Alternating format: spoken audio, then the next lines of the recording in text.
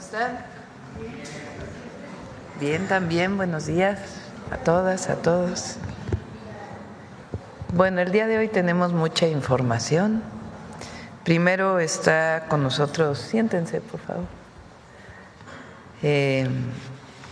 Está con nosotros Efraín Morales, va a dar una breve información de la situación particularmente en el Estado de México, en ESA principalmente, por las lluvias que cayeron de sábado a domingo.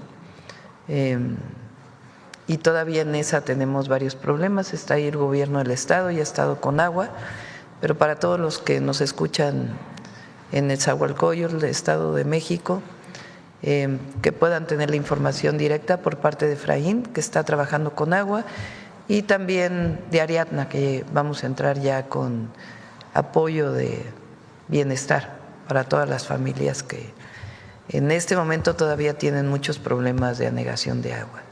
Bueno, eso sería primero. Después es lunes de bienestar, entonces informa Ariadna, Marat sobre Jóvenes Construyendo el Futuro y Pamela sobre La Escuela es Nuestra, de manera muy breve. Y después, hoy es el Día Nacional del Maíz, entonces sin maíz no hay país. Informa Alicia Bárcenas, va a hacer una presentación de lo que significa el maíz para nuestro país y las variedades. Y también nos acompaña Julia Álvarez y Casa, que es la secretaria del Medio Ambiente de la Ciudad de México, quien nos está también ayudando a todo el programa de maíz, y además de ser secretaria de Medio Ambiente, pues ha trabajado durante muchos años el tema de la conservación del maíz criollo. Bueno, entonces esa es la información. Efraín, luego Iván Escalante, bienestar, maíz, y contestamos las preguntas. Adelante, Efra. Con su permiso, Presidenta, muy buenos días a todas y a todos. Queremos informar el día de hoy sobre las afectaciones ocurridas con motivo de las lluvias del pasado sábado 27. Como ustedes saben, primero señalar que pues, se trató de un hecho atípico. Estamos hablando de una de las lluvias más fuertes ocurridas en las últimas décadas, la lluvia más fuerte que se tuvo este año en la zona metropolitana del Valle de México. Estamos hablando de que cayeron, en términos de cómo se mide la lluvia, alrededor de 75 milímetros. Esto, para ponerlo en contexto, pues por ejemplo el año pasado que tuvimos las inundaciones desafortunadas en Chalco cayeron 50. Estamos hablando de una lluvia muy fuerte, que pues por lo propio de la lluvia, de que fue tan intensa, y combinado con algunos problemas de basura que tenemos, de acumulación de basura en algunos de los lugares de desalojo, y también del deterioro que se da de la infraestructura, sobre todo por hundimientos diferenciales, pues provocó algunas afectaciones en la Ciudad de México y el Estado de México, principalmente en las alcaldías de Iztapalapa, de Tláhuac, en el municipio de Nezahualcóyotl, el municipio de La Paz, el municipio de Ecatepec y también en el municipio de Lerma. Hoy queremos informar que desde el primer momento los equipos de emergencia de la Ciudad de México, del Estado de México y también de la Conagua, en combinación con los municipios, pues acudieron de inmediato a la atención de emergencia con equipo y personal especializado. Y queremos informar que al día de hoy se han logrado abatir los niveles prácticamente en su totalidad en la ciudad. En el caso del Estado de México y de La Paz también se encuentran ya prácticamente algunos encharcamientos, pero se ha logrado resolver la emergencia. El problema mayor lo tenemos en este momento en Nezahualcóyotl, prácticamente en dos colonias, la colonia Villada y la colonia Ampliación Vicente Villada. Hemos instalado un puesto de mando en el que participa el Gobierno del Estado de México, el municipio de Nezahualcóyotl y la Conagua. Ahí vamos a estar de manera permanente. Tenemos una buena cantidad de calles todavía con problemas de inundación. Actualmente estamos trabajando en la atención de la emergencia. En cuanto bajen los niveles, por instrucciones de la presidenta, va a entrar el equipo de bienestar de la secretaria Ariadna a levantar censos para poder identificar cuáles fueron las afectaciones en cada uno de los domicilios y poder ayudar a la gente a sortear esta situación. También ya se encuentran equipos en el sitio para, en cuanto empiecen calle por calle a bajar los niveles, podamos realizar tareas de desinfección, de limpieza de cisternas, de limpieza de los propios domicilios. Y una vez que concluya esta atención de la emergencia, vamos a buscar la solución definitiva para que estos problemas no sigan ocurriendo de manera pues reiterada en este lugar, en estas dos colonias. Entonces es lo que tenemos que informar el día de hoy. Vamos a estar en sitio, de hecho ahorita nos vamos a retirar un poco antes de la conferencia porque vamos a permanecer en el lugar por instrucciones de la presidenta hasta que se termine de atender la emergencia por completo. Es cuanto, presidente.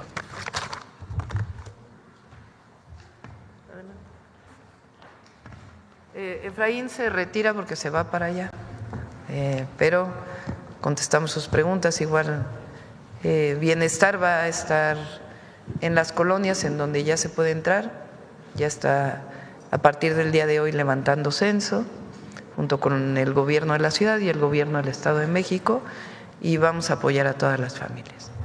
Adelante, Iván. Muchas gracias, presidenta. Con su permiso, muy buenos días a todas y a todos quienes quieren los precios. Iniciamos con buenas noticias. Finabien sigue posicionándose como la mejor remesadora en la modalidad de depósito a cuenta o transferencia. Recordar que en la página de internet de Profeco hay una plataforma, hay una calculadora en donde pueden hacer ahí un simulacro de cuántos dólares estarían enviando y cuánto se traduciría en pesos a partir de dos indicadores, el promedio de comisión y el promedio de tipo de cambio que cada una de estas remesadoras maneja. Entonces, Finabien sigue posicionándose en esta modalidad como la mejor remesadora. Le vamos a poner una palomita. Y en este caso, RIA Money Transfer es la que menos pesos da por los dólares de los paisanos, le vamos a poner un tache. Y recordar que en la página de internet está la información completa del monitoreo de todas las remesadoras que existen en el mercado. Adelante. Y en la modalidad de envíos en efectivo, Intercambio Express es la que más pesos da por los dólares de los paisanos en esta modalidad. En el mismo ejercicio de 400 dólares estaría dando 7,524,19, le vamos a poner una palomita. Y en este formato, Pangea Money Transfer es la que menos da con 7,144 pesos con 74 centavos por cada 400 dólares. Le vamos a poner un tache. Y está la información completa, insisto, en la página de internet para que puedan hacer los ejercicios que se requieran con el cálculo de cuántos dólares estarían enviando. Adelante. Tenemos en nuestro monitoreo de precios de la gasolina, tenemos un precio promedio nacional para el 26 de septiembre de 23 pesos con 60 centavos el litro de gasolina regular, y tenemos esta que identificamos en el monitoreo, 23.14 pesos precio justo. Le ponemos una palomita aquí en cada una de las regiones, destacando que en ningún caso el margen de ganancia por litro de gasolina está arriba de los 2 pesos. Adelante. Sigue habiendo algunas estaciones que se vuelan la barda con los precios. En este caso identificamos esta Oxogas en Almoloya de Juárez, Estado de México, casi 25 pesos por litro de gasolina con un margen de ganancia de 2 pesos con 77 centavos. Le vamos a poner por ello un tache y aquí la información de todas las regiones. Adelante. Bien, en nuestro seguimiento de precio de los artículos de primera necesidad, recordar que es una canasta básica de 24 productos que no debe de costar más de 910 pesos. La más barata que identificamos es en Chedraui y Durango, 746 pesos con 20 centavos. Le vamos a poner una palomita. Y la más cara, Mercado Soriana, Colegio Militar en Oaxaca, 915,10. Le vamos a poner un tache.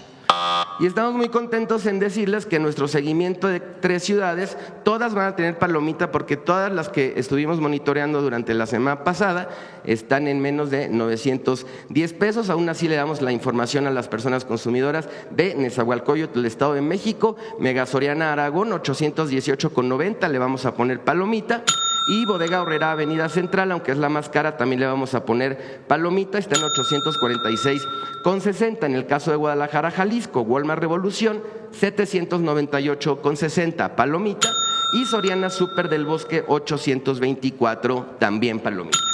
La Paz, Baja California, Soriana Hiper La Paz, 814,50, palomita. Y Walmart Cola de Ballena, 850,20, también palomita. Seguimos ahora con la información de los artículos o de los productos que integran nuestra canasta básica, el seguimiento de precios promedio. En este caso presentamos la naranja Veracruz o naranja para jugo. El precio promedio está en 35 pesos con 58 centavos kilo, pero tenemos diferencias importantes, depende del lugar en donde se adquiera este producto. Entonces tenemos que en la central de abasto de Iztapalapa, en el mercado Aldama de León y en el mercado Malibrán de Veracruz podemos encontrar la naranja entre 20 y 24 pesos y le vamos a poner palomita, por supuesto, y podemos llegarla a encontrar hasta en 51.50, insisto, depende del lugar en donde se compra. Entonces, en Soriana, en Aguascalientes, en Soriana, aquí en Álvaro Obregón, la alcaldía de Álvaro Obregón en Ciudad de México, o en el Walmart de Acapulco, lo podemos encontrar entre 49.90 y 51.50, le vamos a poner un tache. Recordar que esta información es muy importante para que las personas puedan hacer un comparativo de precios. Está disponible en la página de internet de Profeco los mínimos y máximos de este y de los artículos que integran la canasta básica. Adelante, por favor. Bien, en la revista del consumidor de septiembre tenemos dos secciones. El día de hoy se conmemora el Día Internacional de la Concienciación sobre la pérdida y el desperdicio de alimentos y tenemos consejos para los pequeños que viven en el hogar de cómo pueden evitar tirar alimentos a la basura y cómo pueden ayudar desde su casa, cómo planificar un menú y hacer lista de compras. Estos son consejos que los consuminis, que le denominamos nosotros, le pueden dar a sus papás. Almacenar bien los alimentos, servir y comer solo lo que se va a consumir, reutilizar sobras con recetas creativas, donar o compartir lo que no se use y convertir restos en composta. Y además también en la revista del consumidor tenemos dos recetas saludables en concordancia con la estrategia Vive Saludable, Vive Feliz, uno para burritos de atún y otro cóctel tricolor que puede servir muy bien para que los niños se lleven de almuerzo a la escuela. Ahí está el QR para que lo puedan consultar. Adelante, por favor. Y finalizamos con los consejos Profeco de la semana. Uno, Finabien sigue como la remesadora que te da más dinero por los dólares que te depositan o transfieren. Dos, el precio promedio del litro de la gasolina está en 23.60. Consulta el mapa virtual y ubica las estaciones de servicio con precios justos. Tres, comparte con las y los pequeños del hogar consejos para evitar el desperdicio de comida. Los encuentras en la revista del consumidor de septiembre, en nuestra página de internet, redes sociales y el número del consumidor. Muchas gracias, presidenta, que tengan muy buen día. Ariel, también comenta lo de que llevan. Sí. Muy buenos días a todas y a todos. En primer lugar, comentarles que por instrucción de la presidenta, desde el día de ayer ya estamos planificando el operativo de apoyo para los municipios de Nezahualcóyotl e Iztapalapa. Ya nuestro personal está trasladándose, de hecho ya debe estar llegando a los puntos donde ya el agua nos permita empezar a realizar el censo con el programa de emergencia social y natural y ya estaremos informando, pero ya estamos rumbo al territorio. Adelante y bueno, les vamos a informar el avance de los programas de bienestar. Concluimos el pago de septiembre-octubre, 16.400.000 personas recibieron su apoyo con una inversión de 92.358 millones de pesos. Esto es lo que respecta al pago del quinto bimestre de este año. Solo nos restaría el siguiente apoyo, que es en el mes de noviembre. Adelante. En el programa de salud Casa por Casa ya llevamos 5.722.000 consultas de las enfermeras en los domicilios de las y los adultos mayores y personas con discapacidad. Vamos muy bien, vamos avanzando y estamos levantando, les recuerdo, la historia clínica de todos y cada uno de ellos, que será compartida con el sector salud para establecer las estrategias determinadas. Adelante. Registramos también casi 134 4,000 madres trabajadoras de niñas y niños menores de 4 años, fundamentalmente en zonas indígenas y en Tijuana y Ciudad Juárez, con las mujeres que trabajan en las maquilas. Este es un apoyo para las madres que trabajan en la zona rural, especialmente en las zonas indígenas. Adelante. También hemos estado trabajando ya hace algunos meses, por instrucción de nuestra presidenta, sobre un censo de trabajadores agrícolas para conocer sus condiciones, y de manera muy específica fue la instrucción de ella que hiciéramos un análisis en general de la población, no solamente de los trabajadores, sino de sus familias. Este censo se realizó en San Quintín, lo hemos concluido y ya tenemos los resultados. En próximos días se lo vamos a presentar ya a la presidenta. Y ahora estamos en Sonora, en Cajeme, también, que es una zona de trabajo de los trabajadores agrícolas, y que estamos siendo mucho más profundos en conocer cómo están contratados, cómo viven, la parte escolar, en general los derechos sociales de ellos. Y les traeremos próximamente los resultados. Adelante. También en apoyo a la CONAVI estamos en el registro del programa de vivienda. Ya se realizó la etapa 1, que tiene que ver con unos territorios, y acabamos de concluir la etapa 2. Ya CONAVI ha informado cuál es el procedimiento y nosotros estamos en apoyo haciendo el registro de las personas. Adelante. También en el programa México te abraza, que coordina nuestra secretaria de Gobernación, Rosa Isela Rodríguez, nosotros participamos apoyando, entre otras tareas, en la entrega de la tarjeta Bienestar Paisano. En este momento estamos casi llegando a 63,000 connacionales que han recibido este apoyo para que puedan retornar a sus lugares de origen. Adelante. También con la Secretaría de Cultura, en apoyo a la estrategia de apoyo al programa que se establece para mujeres artesanas, se han registrado 13,187 mujeres de la zona del pueblo Amuzgo, de la Mixteca, especialmente Guerrero y Oaxaca. Adelante.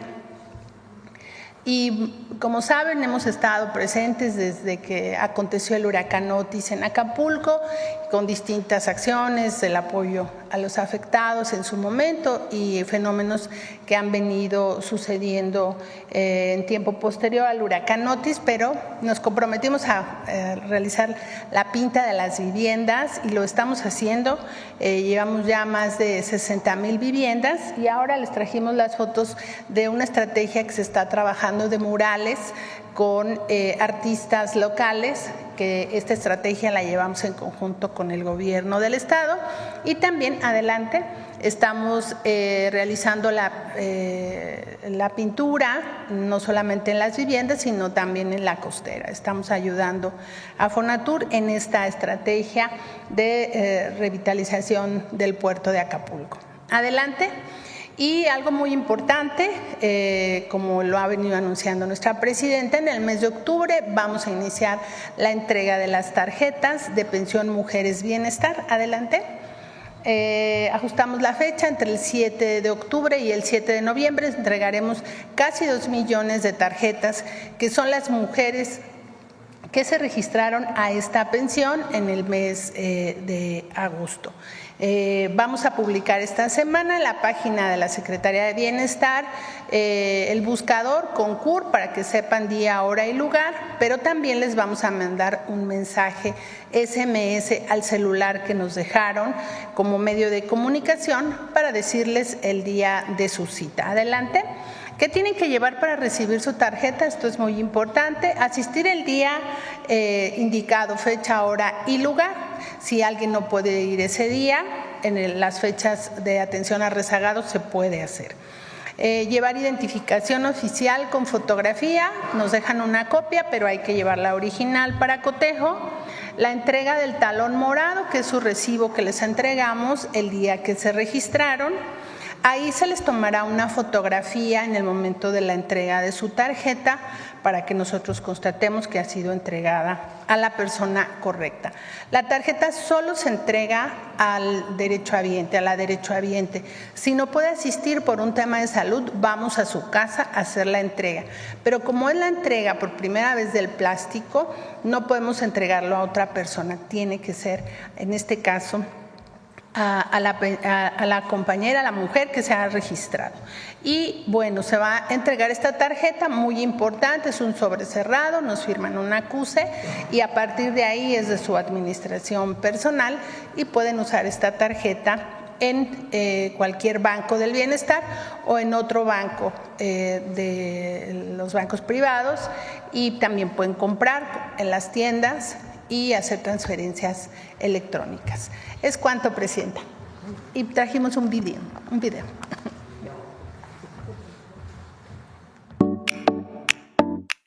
Yo pertenezco a la pensión Mujeres Bienestar. Yo mi pensión la ocupo para lo que nos hace falta, para comer, para comprar alguna cosa. Lo ocupo cuando lo recibo para completar más mercancía que la que yo vendo. Me siento muy a gusto, muy contenta y muy agradecida con este programa. Y ese apoyo es una bendición. No malgasten su dinero, que lo cuiden. Yo le diría a la presidenta Claudia Sheinbaum que muchas gracias y que nos siga ayudando. Y yo la abrazaría, le daría un beso en su mejilla, porque es agradecimiento, porque nos tomaron en cuenta como mujeres y quiero que sea mi amiga.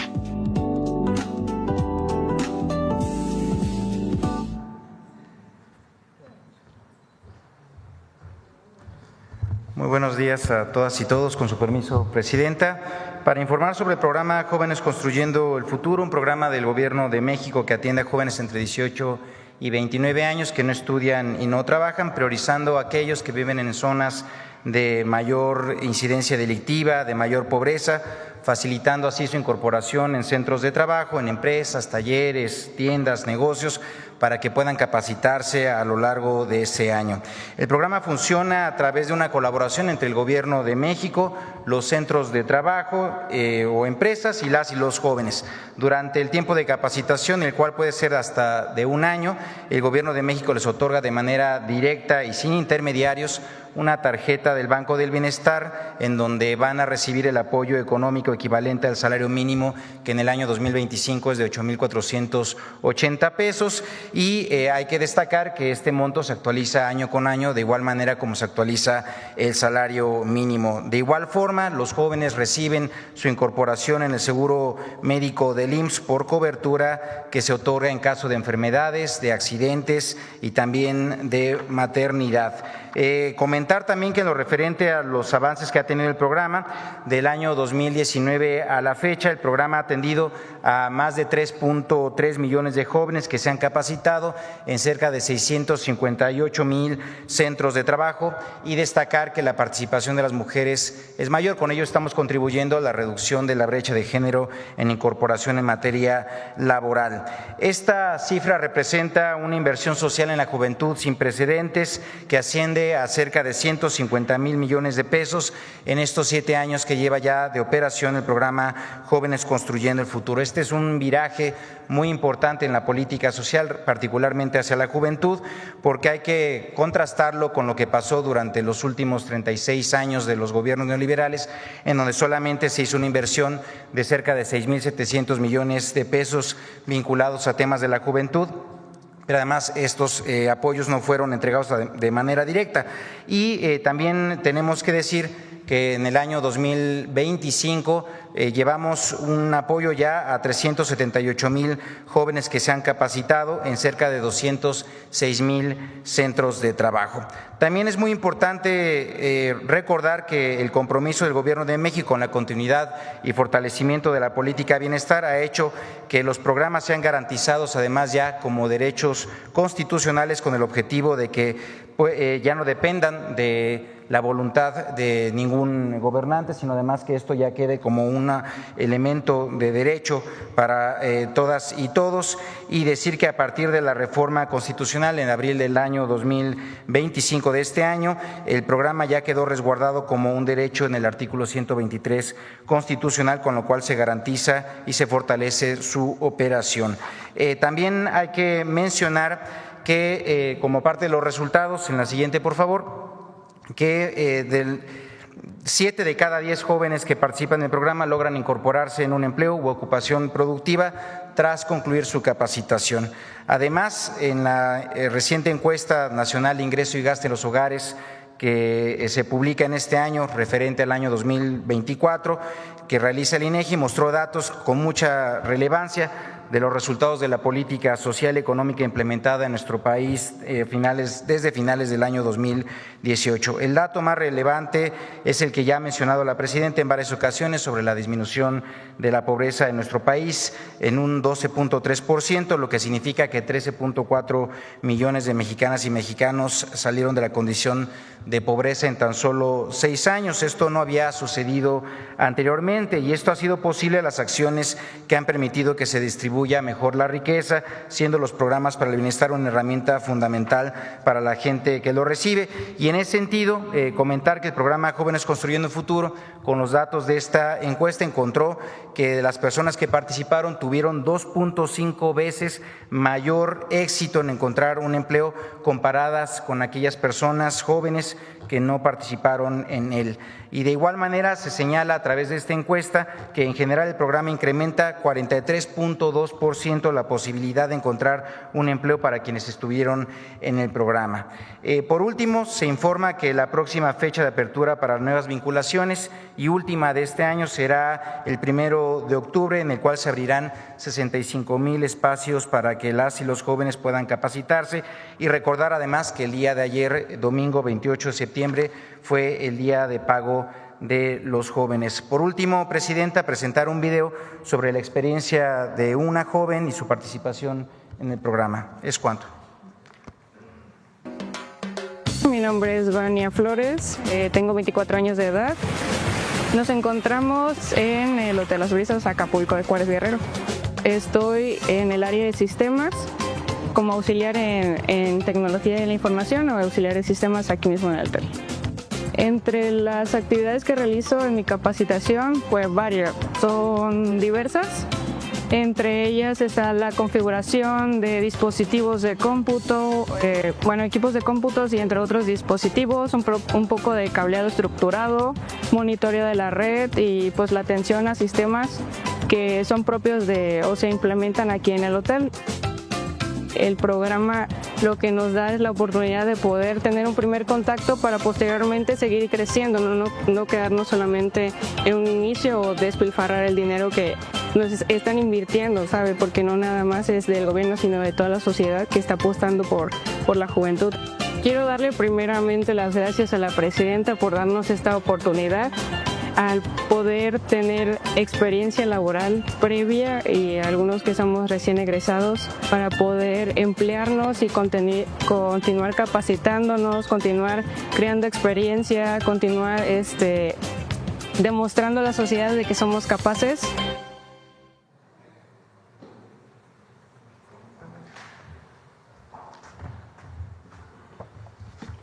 Muy buen día a todas y todos, con su permiso, presidenta. Referente al programa La Escuela es Nuestra, reiterar que consiste en entregar apoyos económicos de manera directa a comités de madres, padres, maestras, maestros y estudiantes en el caso de educación media superior, quienes en conjunto evalúan las necesidades de sus planteles y deciden en qué ocupar los recursos otorgados para el mejoramiento de sus escuelas.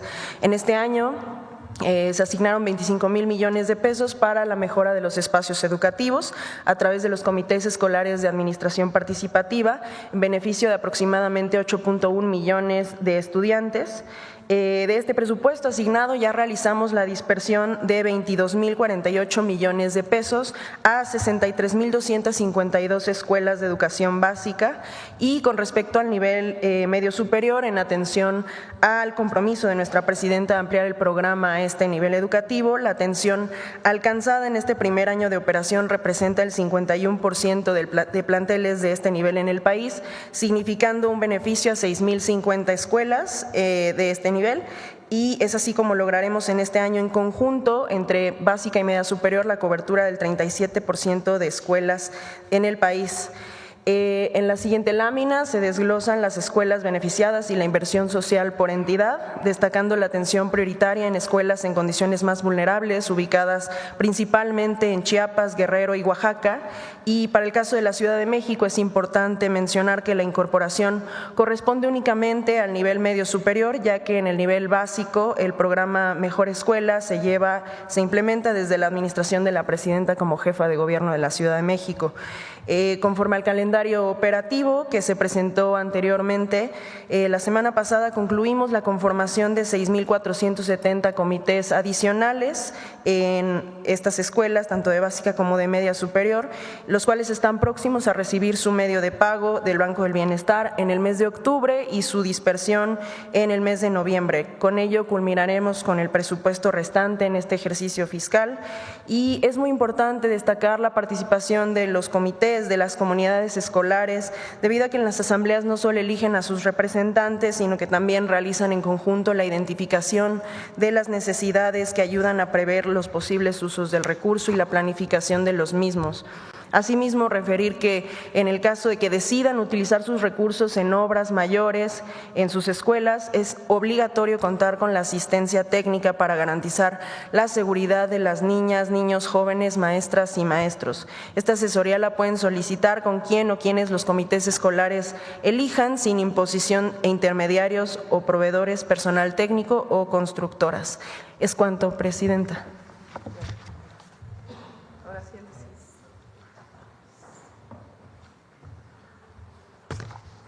Con su permiso, señora presidenta, el maíz no es solo un alimento, es identidad, es cultura, es seguridad alimentaria. México es el centro de origen del maíz y alberga una gran diversidad en este grano. Vamos a ver por qué México es tan importante y por qué el maíz no solo es un alimento, sino un símbolo de resistencia y de diversidad cultural. Porque este grano está presente en todas las culturas indígenas y no es casualidad que en todas las lenguas el maíz tenga nombres distintos. Así es que, si me permiten, voy a presentar rápidamente.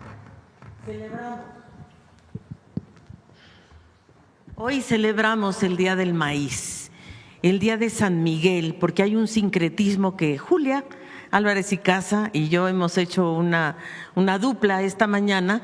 Yo les voy a hablar de por qué es tan importante el maíz en México y en el mundo, y ella nos va a contar la tradición, de dónde viene, por qué ese sincretismo entre el Día del Maíz y el Día de San Miguel de Arcángel, que es el guardián de los cultivos. Vamos a ver que México es uno de los centros, de los sitios donde se inició la agricultura en el mundo, y es centro de origen y domesticación de más de 200 especies, no solo el maíz, estamos hablando de la calabaza, del frijol, de los chiles, el amaranto, las vainillas, los nopales, los tomates verdes, y este origen ocurrió hace mucho tiempo, y la domesticación y la diversificación se hizo en manos campesinas. Fueron los campesinos los que hicieron este trabajo. La siguiente, por favor. Las especies silvestres son los teocintles, que se denominan, son los maíces primitivos, digamos, y evolucionaron a las especies domesticadas. Perdón, ahí hay una pequeña falla en el PowerPoint, pero son especies domesticadas, y el maíz México es la cuna del maíz y se domesticó hace 9,000 años. Y estamos hablando que fuimos del teocintle a los maíces, y esto fue un cambio de verdad impresionante a lo largo de la historia. La siguiente, por favor. ¿Y quiénes hicieron este cambio? Los campesinos. porque la agricultura campesina favorece y mantiene el proceso de evolución bajo la domesticación, porque permite la adaptación a diferentes climas. Vamos a ver que el maíz puede crecer en todos los estados de México y además da diversidad genética, porque además las comunidades lo que hacen es, por ejemplo, el día de San Miguel, que es hoy, justamente el día del maíz, es cuando se cosecha. Y esa cosecha lo que lleva es a que los campesinos lo que hacen es que intercambian granos. Eso es algo maravilloso. Las fiestas en toda la República es donde se juntan, sobre todo las mujeres, que son las que seleccionan los granos. Los señores, por supuesto, van y recogen las mazorcas, pero las que desgranan y las que seleccionan el grano mejor para la siguiente siembra son las mujeres. Y ese intercambio de semillas asegura su evolución. Se intercambian por diferentes estados de la República y eso hace que verdaderamente tengamos esta gran diversidad. En la agricultura comercial, en cambio, las semillas se compran, no se reproducen, simplemente se compran, se siembran, se cosechan y ya no se pueden volver a sembrar. Ese es el problema del maíz, que es comercial y transgénico. Entonces hay una siembra, se combina con los parientes silvestres, se cosecha, se seleccionan las semillas por las mujeres, se almacenan, hay condiciones ambientales y socioculturales locales. Los intercambios son muy importantes, se dan este día fundamentalmente y eso genera una gran diversidad. La siguiente, por favor. Se han documentado más de 64 razas de maíz en México, que por cierto, Julia, ¿verdad?, las traes para que las vean, porque las trajo desde Los Pinos. Entonces aquí las vamos a ver ahora, las 64 razas de maíz, de las cuales 59 son nativas nuestras y las otras, bueno, se han ido hibridando acá con nuestras razas nativas. Pero lo más importante del maíz es que crece en los 32 estados de la República. Es capaz de crecer desde nivel del mar hasta 3.400 metros sobre el nivel del mar. O sea que tiene una capacidad de adaptación. Y hoy que estamos ante el cambio climático, porque estamos ante un cambio climático donde grandes inundaciones o grandes sequías en el país se dan en el mismo territorio, es muy importante tener justamente seguridad alimentaria a través de esta diversidad que nos da el maíz. La siguiente, por favor. La reforma que se hizo en marzo de este año fue muy importante. Se reformó el artículo 4 y 27 de la Constitución. El cuarto reconoce al maíz, ¿verdad?, como identidad y seguridad alimentaria y evita que el maíz transgénico sea usado en el territorio del país, y cuando se vaya a utilizar el transgénico no sea para cultivo definitivamente, sino se use para productos secundarios, y fomenta la conservación de la biodiversidad y el manejo agroecológico. ¿Por qué? Porque el artículo 27 lo que hace es reconoce por primera vez en la historia a la milpa. Y la milpa es otra gran, yo diría, esa es la agrobiodiversidad, la expresión de la agrobiodiversidad, porque el maíz se siembra con el frijol y la calabaza. El frijol da nutrientes porque es una leguminosa y le da nutrientes al suelo, y el maíz va creciendo junto con el frijol o la haba, cualquiera de los dos, y la calabaza. Y la calabaza lo que hace es que cubre el suelo para tener mayor humedad. Entonces, el artículo 27 reconoce a la milpa y el cuarto fortalece, entonces, ambos artículos fortalecen la soberanía alimentaria y sobre todo protegen a nuestros campesinos y campesinas y a nuestros pueblos indígenas. Y desde luego promueve la investigación, qué duda cabe, y sobre todo hace que el maíz y sus parientes silvestres se hayan convertido en patrimonio biológico, económico y cultural. Hoy celebramos justamente el Día del Maíz, es un orgullo nacional y por eso la siguiente, y es la última, lo que tenemos es que agradecerles a las familias campesinas, a las familias indígenas, que son quienes promueven y mantienen nuestra agrobiodiversidad.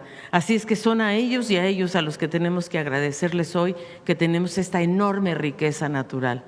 Y por supuesto Julia nos va a contar la tradición misma de por qué en las casas hoy aparece el pericón. Todos ustedes han visto el pericón, ¿no? En las casas, o por lo menos en los estados de Morelos, de México, está el pericón en todas las casas y Julia nos va a contar por qué. Adelante, Julia. Gracias, presidente. ¿Quieres acá? ¿Quieres que traiga? Sí, creo que sí. ¿Por qué no traes nada?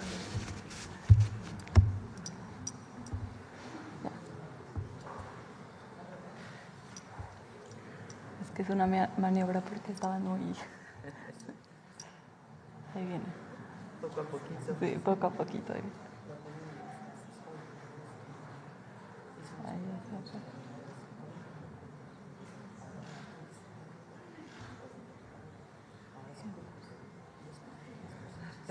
Gracias. Ahí vienen los protagonistas. Como entrada triunfal. Gracias, compañero. Gracias. Con su permiso, Presidenta, escribí unas breves líneas solo para complementar lo que ya decía la secretaria del Medio Ambiente, Alicia Bárcenas, en este día tan especial. 29 de septiembre, Día Nacional del Maíz. Hoy en diversos rincones del país, las entradas de las casas amanecen con cruces de flores de pericón, puestas en puertas y ventanas, incluso coches y por supuesto milpas. Hoy, las flores de pericón anuncian la llegada de la cosecha y el corte de los primeros elotes. Hoy, pues, en cientos de pueblos y comunidades se festeja al maíz y a San Miguel Arcángel, celebraciones de prosperidad y abundancia que se pinta de amarillo pericón. Desde la Sierra de Nayarit, donde se siembra el elote jala, famoso por su tamaño, hasta el Cacahuacintle, en Topilejo, aquí a unas cuantas alcaldías de distancia. Cacahuacintle, el que todos elegimos en el carrito de los elotes por su grano grande y carnoso, harinoso, le dicen en los pueblos. Por su composición de almidón, el preferido para los esquites y el pozole. 29 de septiembre, un día para rendir homenaje al maíz, nuestro grano sagrado, que se siembra desde lo más al norte de México hasta la frontera con Belice y Guatemala, en todas las latitudes, desde nivel del mar hasta 3.500 metros de altura. Pero es también un homenaje, como decía Alicia, a los campesinos y campesinas que lo cultivan y al sistema Milpa, que en su conjunto hace de su dieta la más completa en carbohidratos, fibra y proteína y también vitaminas. No por nada, quienes vienen de lejos dicen que en México huele a maíz. ¿Y a qué otra cosa podíamos oler si en este mismo momento, mientras transcurre esta conferencia mañanera, en muchas esquinas de esta misma ciudad, miles de trabajadores y trabajadoras están comprando un atole y un tamal antes de llegar a su trabajo? Niñas y niños estarán o habrán desayunado una quesadilla antes de salir de casa para ir a la escuela. Almorzarán tlacoyos o sopes y echarán, aunque sea un taco, como se dice, más al rato. Somos un país megadiverso, del tamaño de 64 razas de maíz. Como megadiversa es nuestra cultura, nuestras lenguas, nuestra gastronomía y nuestros ecosistemas. Y en esta diversidad, en cada grano de maíz está la riqueza genética de miles de años de intercambio que hacen que aquí en nuestro país no solo se haya domesticado el maíz y sea hoy uno de los 8 centros de origen del mundo, sino que en cada mazorca se encuentre la seguridad genética del grano que hoy representa el cultivo más sembrado a nivel mundial. Repito y agrego, México le dio al mundo el cultivo más sembrado a nivel mundial. Por lo tanto, en México se encuentra in situ el mayor banco de germoplasma a nivel mundial. Podemos afirmar también que su conservación viva, no solo en museos o en grandes colecciones, sino en cada ciclo agrícola, es hoy un tema de seguridad alimentaria, no solo para México, sino para el mundo entero. Para terminar, decir que este día nos recuerda una razón más para sentirnos profundamente orgullosos de ser mexicanas y mexicanos. Hijos e hijas del maíz que le han aportado al mundo este grano que le da de comer, sin lugar a equivocarnos, a millones de personas en el planeta. Con su permiso, Presidenta, no quisiera dejar de nombrar y en forma de homenaje traer un segundo a este recinto.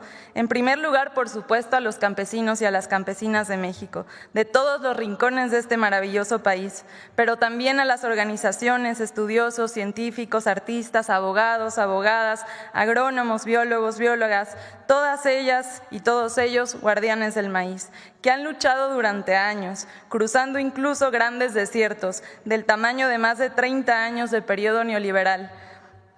hasta la llegada del movimiento que hoy son gobiernos de la Cuarta Transformación encabezados por la presidenta de México, Claudia Sheinbaum, que entre otras transformaciones vino con reformas, decretos, políticas públicas a poner en el centro, desde la Ciudad de México hasta cada estado, municipio, pueblo y comunidad, sus principios y convicciones innegociables de la defensa, protección y preservación del maíz. Que retiemble en sus centros la tierra, o como decimos nosotros, que se escuche fuerte para que se oiga claro. Sin maíz no hay país. Muchas gracias. Gracias.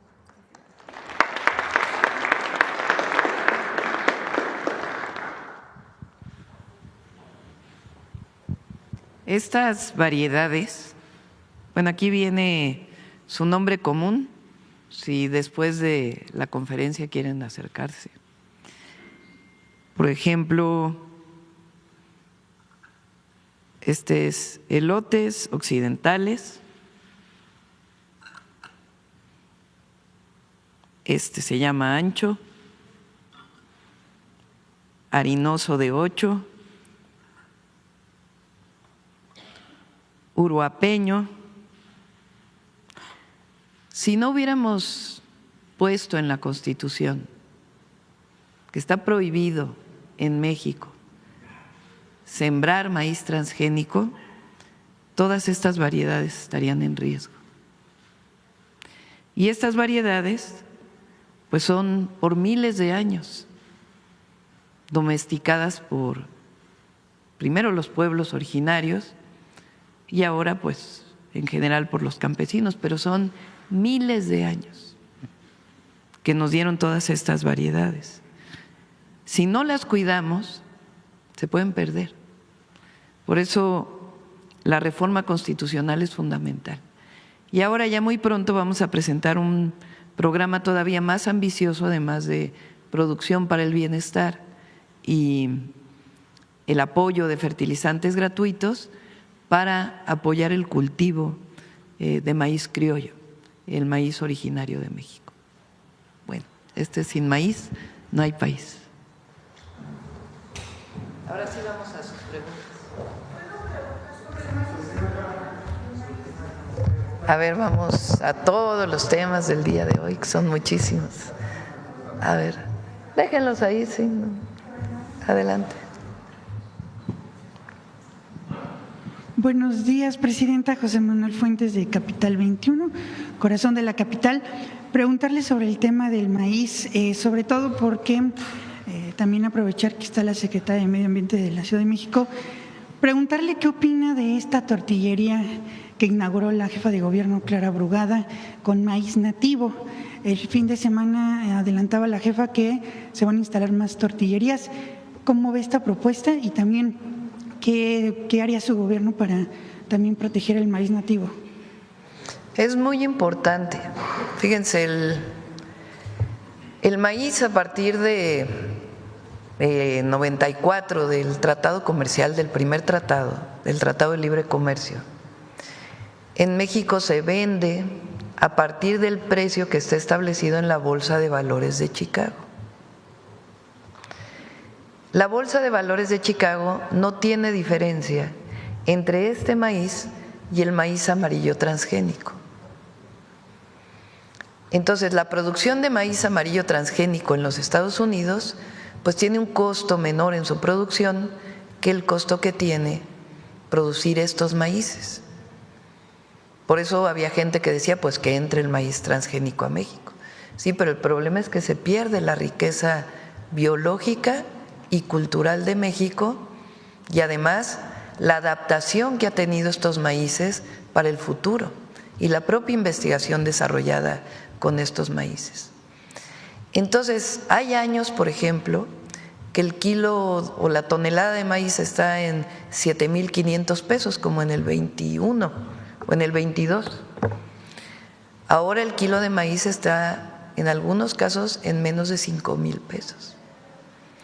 Entonces, hay un problema muy grave para todos los que cultivan maíz a la hora de vender sus excedentes, particularmente los pequeños productores que cultivan para el autoconsumo, para el consumo de sus familias, pero siempre tienen un pequeño excedente, un gran excedente, dependiendo de la zona del país, y pues el costo es muy bajo, muchas veces definido por la Bolsa de Valores de Chicago.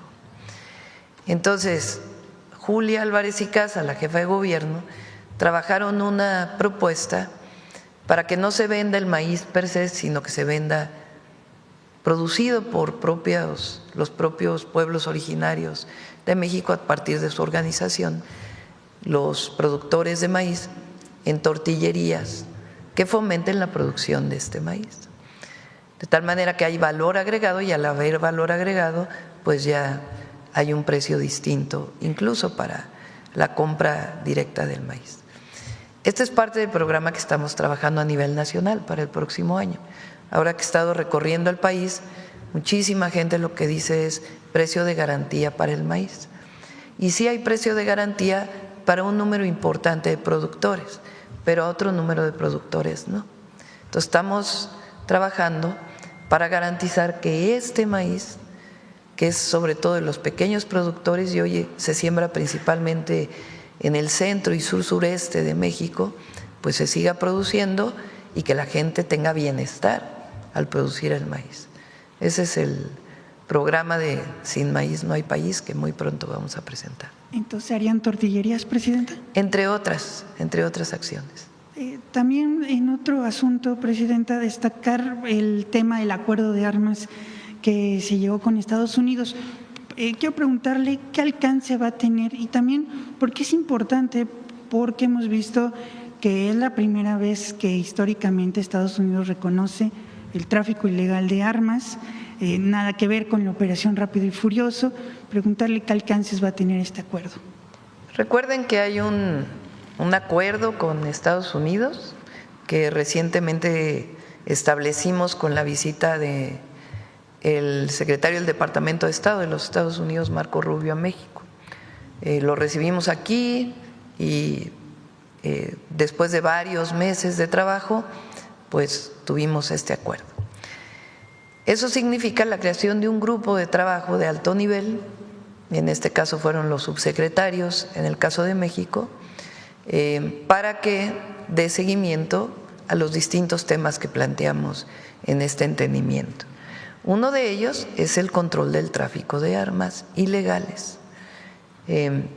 Ustedes saben que durante años Estados Unidos no aceptó que este era un problema o hizo el operativo Rápido y Furioso con la anuencia de entonces Calderón, estaba el presidente Obama en Estados Unidos, para supuestamente poner chips en las armas de Estados Unidos y venderlas a México,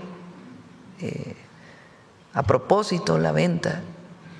¿Y qué fue lo que hicieron los grupos delictivos? Pues le quitaron el chip y se usaron esas armas para fortalecer a la delincuencia organizada.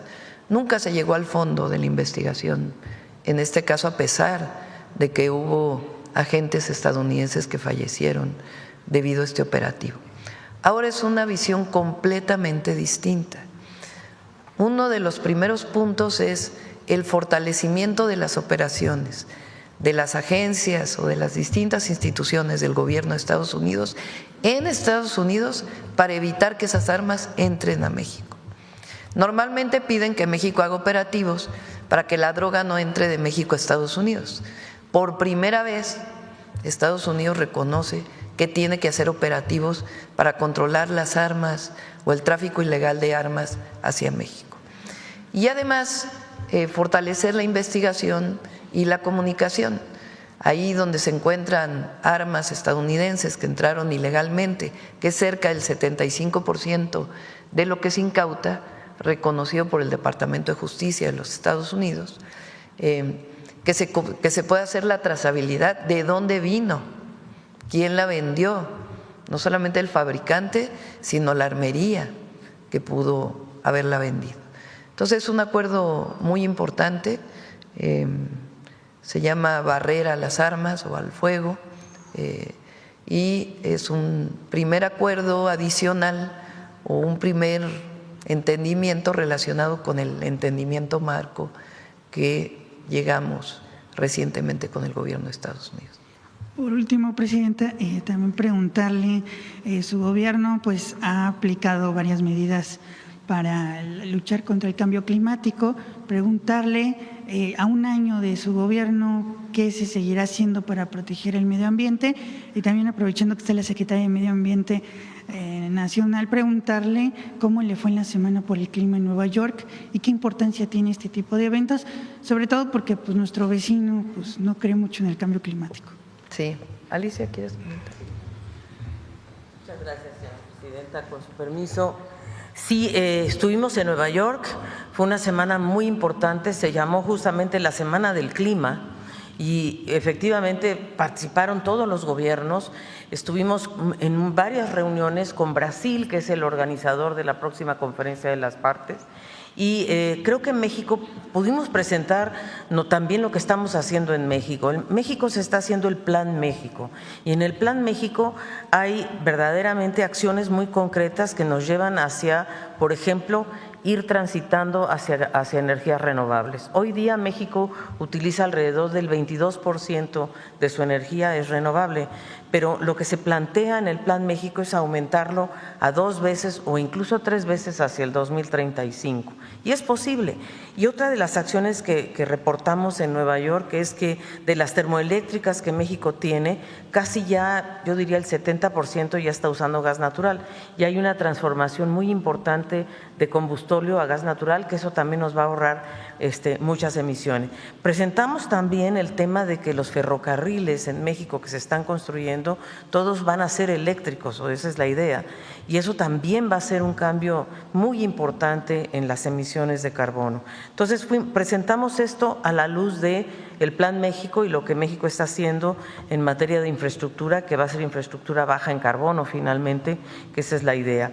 También hubo una cosa muy importante que se llamó Bosques Tropicales para Siempre, que es una iniciativa de Brasil que se llama TFF y donde nosotros nos estamos sumando con la reciente acción que se tomó entre Guatemala, México y Belice, Bernardo Arévalo, presidente de Guatemala, John Briceño, primer ministro de Belice, y nuestra presidenta Claudia Sheinbaum. El corredor biocultural de la Gran Selva Maya se une a esta gran iniciativa de los bosques para siempre, que se trata de proteger los bosques. También se celebró algo muy importante que fue la entrega de la ratificación de la convención que ahora se llama el BBNJ, que es la protección de la biodiversidad oceánica en alta mar. Eso lo entregó el canciller, fue muy importante y además, bueno, las Naciones Unidas cumplieron 80 años, hubo discursos muy importantes de todo, como vimos, y se celebraron también 30 años de la cumbre de Beijing, o sea, hubo una semana en donde no solo fue clima, sino se habló de Palestina, se habló del aniversario de las Naciones Unidas, qué hacer para fortalecerla y desde luego también cómo lograr en cierta medida que se fortalezca el multilateralismo, que finalmente eso es lo que queremos todos y el cambio climático requiere urgentemente de un multilateralismo eficaz. De nada sirve que México haga algo o América Latina y el Caribe si solo emitimos el 11% de los gases de efecto invernadero. Se necesita que todo el globo participe en estas acciones conjuntas y entonces eso fue, creo, una ratificación muy importante. Digo, todos los gobiernos que estuvimos ahí, excepto uno, están totalmente, yo diría, orientados a hacer este cambio, que es urgente. Lo estamos viviendo en México. O llueve y nos inundamos, o estamos en zonas áridas que no tienen lluvia. Eso es cambio climático. Muchas gracias. Bueno, el otro muy importante es Sembrando Vida. Este año se destinaron 39,000 millones de pesos. Es más de lo que invierte todo el mundo en el Fondo Verde. Se hace mucha laraca de un fondo verde en el que invierte en todos los países, pues México invierte más que todos los países del mundo en un programa para reforestar, conservar la biodiversidad, porque Sembrando Vida también implica la conservación de la biodiversidad en general y particularmente del maíz. Entonces, Sembrando Vida pues es un proyecto único en el mundo. Muchas gracias, Presidenta. A ver, a ver quién más. A ver acá, la compañera y luego Carlos. La compañera Caca. Gracias, Presidenta. Buenos días. Karina Aguilar, de Diario 24 Horas. Preguntarle, Presidenta, sobre esta falla en la torre de control que hubo la semana pasada, prácticamente ya en el fin de semana, en el Aeropuerto Internacional de la Ciudad de México, donde muchos vuelos se vieron afectados, tuvieron que ser llevados a otros aeropuertos. Cayó un rayo en la torre de control. Entonces, por unos minutos hubo que reiniciar los sistemas y por seguridad lo que se hace en estos casos pues es parar las operaciones hasta que no pueda entrar en funcionamiento nuevamente. Pero la razón fue esta, que hay un rayo en la torre de control. ¿Y esto no se puede evitar con una mejor infraestructura? Tiene pararrayos, tiene todo, pero es algo que es pues imposible de diagnosticar. Entonces no es que se pueda evitar, sino sencillamente se tienen protocolos para cuando llega a caer un rayo, que es muy extraño que ocurra o muy raro que ocurra, pero si llega a caer, pues se tiene un protocolo de atención para evitar algún accidente. Presidenta, también las pistas del aeropuerto están en mal estado. ¿Se ha pensado en hacer pues algún mantenimiento mucho mayor justo con miras al Mundial? Se están manteniendo. Porque hay fotografías donde se ven todas llenas. Sí, pero no sé de dónde sean esas fotografías. Es como, con todo respeto, estos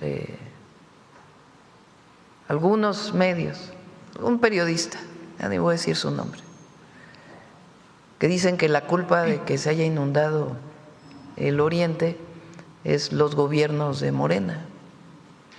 O sea, igual los gobiernos de Morena han de haber sido culpables de la inundación en España o de la inundación en Texas o de las inundaciones que ha habido este año en todos los lugares del mundo, de una manera pues totalmente especial, extraordinaria, de la cantidad de lluvia que cayó. En la Ciudad de México se hizo una obra muy importante que inició hace tiempo y que terminó el presidente López Obrador, que es el túnel Emisor Oriente, que es otro drenaje profundo, importantísimo. Si no hubiera habido el TEO, pues hubiera sido peor. Pero la ciudad, como ustedes saben, y el Estado de México se están hundiendo cada año. Entonces hay que estar haciendo obras de manera permanente. El reciente sistema de drenaje que se hizo en Chalco, pues ha evitado ahora que se inunde Chalco, y estamos analizando junto con la Ciudad de México y el Estado de México para ver particularmente esta zona del oriente donde está el Puente de la Concordia y también el límite entre Iztapalapa y Neza para evitar inundaciones hacia adelante. Pero se ha trabajado mucho, pero son lluvias extraordinarias, pues provocadas entre otras razones por la situación de cambios en el clima.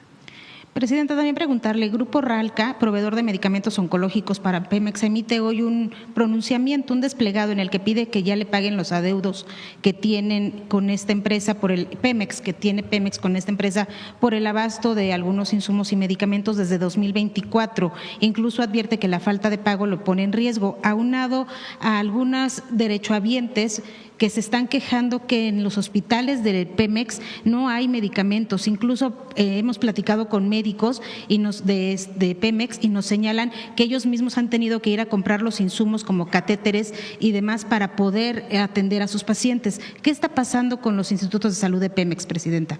Se está haciendo un programa igual que en el resto de los hospitales del IMSS Bienestar para que pueda haber el abasto de medicamentos, tanto en el primer nivel como en el segundo nivel. Se está atendiendo, que por cierto hay 85% de abasto y las rutas de la salud han funcionado y el esquema de distribución de medicamentos ha cambiado por completo el esquema de abastecimiento y de la cantidad de medicamentos que tienen los centros de salud y los hospitales. En el caso de los oncológicos también. Entonces esta idea de que hay el mismo desabasto que había hace unos 5 meses, pues no. Hay mucho más abasto y los medicamentos que faltan en el IMSS, en el ISSSTE, en el IMSS Bienestar y en Pemex tienen que ver con este problema que presentamos el martes de la semana pasada de muchas farmacéuticas que no han cumplido con sus contratos.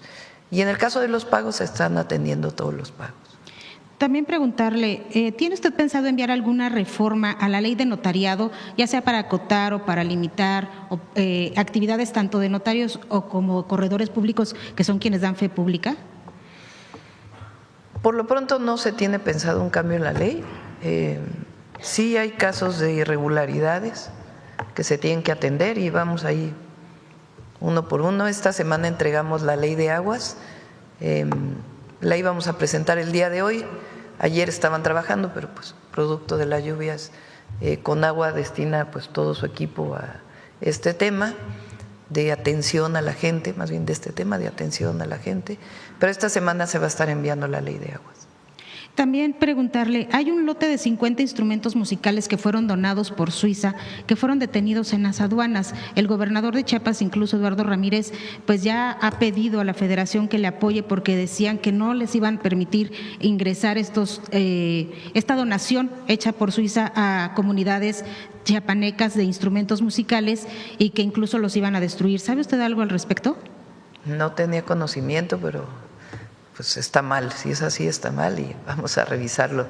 Ahí le encargamos desde aquí al director de aduanas que lo atienda. Gracias, presidenta. Gracias. Y que nos informe para ver exactamente qué está pasando. Bueno, a ver, ¿quién más?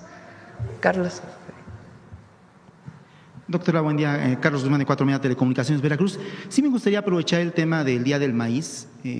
Por desgracia, por fortuna, tengo el conocimiento técnico agropecuario, es mi primera carrera. Consultarle justamente tanto a la secretaria Semarnat como a Julia. El tema obviamente es muy importante, el de conservar el maíz nativo. Son dos preguntas en una sola. La primera, se había mencionado que se iba a construir un banco grande de germoplasma aparte del que se tenía para el tema del frijol.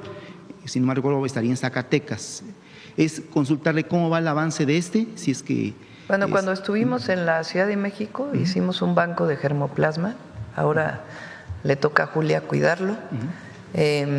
Y este programa que ya muy pronto vamos a presentar, que tiene que ver con conservación del maíz y bienestar, apoyo a los pequeños productores, apoyos adicionales a los pequeños productores, tiene que ver también con fortalecer un banco de germoplasma. Conavio tiene un banco de germoplasma de maíz. En la ciudad se hizo un banco de germoplasma y la idea es fortalecerlo. ¿Qué quiere decir un banco de germoplasma? Cada uno de estos maíces pues tiene una genética distinta. Bueno, hay una parte muy grande que es igual y hay una parte que tiene una variedad. Entonces, cada uno de estos pues tiene una diversidad que es necesario conservar. Entonces, todas las variedades de maíz que existen en México, pues necesitamos tener un banco que guarde ese maíz, esos granos de maíz, ese germoplasma, de tal manera que no se pierdan. Entonces, Conavio tiene uno, la ciudad tiene otro, algunos estados tienen y ahora vamos a fortalecer con el programa que muy pronto vamos a presentar. Y en este mismo sentido, pues también los agricultores ocupan variedades de hibridaje, no transgénicos. Le menciono, por ejemplo, en el caso del elote, usted sabe que vivo en Milpalta, en Zapata-Tocpan. Ahí regularmente hay tanto el cacahuacintle como el maíz, el H135 que nos llega de Morelos, que es un poco más grande y el grano es más grande y obviamente comercialmente se vende mejor. Es consultarles si… Aparte del tema del germoplasma, ¿se contempla el mantener o qué se va a hacer con la política de hibridaje que se tuvo en los 70s, 80s con la famosa Revolución Verde? Bueno, hay mucho maíz híbrido. Por ejemplo, prácticamente todo Sinaloa siembra maíz híbrido ya. Por eso la mayor parte de los maíces originarios se siembra en el centro y sur-sureste del país. Ahí donde hay híbrido, pues hay que seguir apoyando. Es muy difícil quitar ese maíz híbrido que hoy existe en muchas partes de México. Lo importante es seguir conservando este maíz. El híbrido no necesariamente, o más bien no es transgénico. El transgénico es distinto. No sé si quieran comentar algo. Julia. Es muy importante entender, y creo que como experto, usted sabe que el transgénico en realidad es cuando traes un gene de una especie distinta, ni siquiera es otro maíz, no, puede ser de una mosca o de no sé, de una soya, eso es transgénico, o sea, meterle un gene de otra especie. En tanto que los híbridos son entre maíces de distintas variedades. Entonces, en realidad los híbridos tienen sus características, como dice muy bien la señora presidenta, en el norte hay mucho más hibridación. Lo que tenemos que lograr es la conservación de los maíces nativos y que en todo caso este intercambio de semillas que hacen los campesinos es una forma de hibridación también, pero se hace con maíces nativos. Y eso va generando una diversidad adicional, pero a partir del material genético. La verdad es que el maíz transgénico, si se llegara a sembrar en México, lo que hace es erosionar, como es mucho más resistente, potente, etcétera, entonces va desplazando a las especies nativas. Por eso hay que prohibir definitivamente la siembra del maíz transgénico en México. Y eso es lo que estamos intentando y eso es lo que el plan va a generar. Por eso Sembrando Vida es muy importante, porque Sembrando Vida además monitorea que no se esté sembrando maíz transgénico en México. Pero los híbridos sí, no creo que haya problema, sobre todo en el norte donde se ha dado más estas características. Entonces los agricultores podrían estar tranquilos, secretaria, de que se va a mantener estas variedades que finalmente son buenas porque se adaptan a diversas circunstancias, suelos áridos, suelos extremadamente húmedos, cosa que a lo mejor al maíz nativo le cuesta un poco todavía por las mezclas que se hacen. No necesariamente, yo diría que el maíz más resistente es el maíz blanco, es el que dura más, el que tiene la mayor resistencia, pero cuando las lluvias no son buenas, entonces se usa el maíz morado. O bien se usa el maíz amarillo, que también tenemos en México. Lo que pasa es que se ha confundido con el transgénico, pero también maíz amarillo hay en México. Entonces, todas estas variedades tienen la característica de sembrarse, de que el campesino sabe cómo va a venir el ciclo agrícola y a lo mejor siembra varios, precisamente para garantizar que tengan cosecha. Porque si sembraran un monocultivo, pues entonces no garantizan. Aunque siembren todo de maíz amarillo, ¿qué tal si las lluvias no favorecen? Entonces siembran maíz amarillo, pero con morado, pero con rojo, con diferentes variedades para asegurar que tengan una cosecha.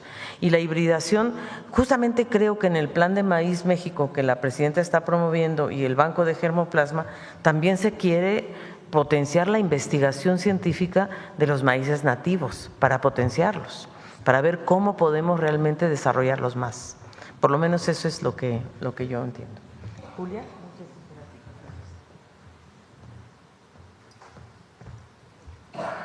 Sí, con su permiso, presidenta, nada más complementando lo que ya mencionaba la presidenta y la secretaria del Medio Ambiente, Alicia Bárcenas, del Gobierno de México, solo decir que sí es importante, como ella destacaba, diferenciar entre el maíz conocido popularmente como transgénico, aunque en realidad es maíz genéticamente modificado por las características, por la manipulación genética que, como bien decía la secretaria, se hace, y el maíz híbrido, ¿no? Hay de repente una confusión en los medios, son maíces distintos, con características distintas, y la protección que se hace a nivel constitucional de los maíces nativos tiene, por un lado, conservar el reservorio genético del mundo que se encuentra en México.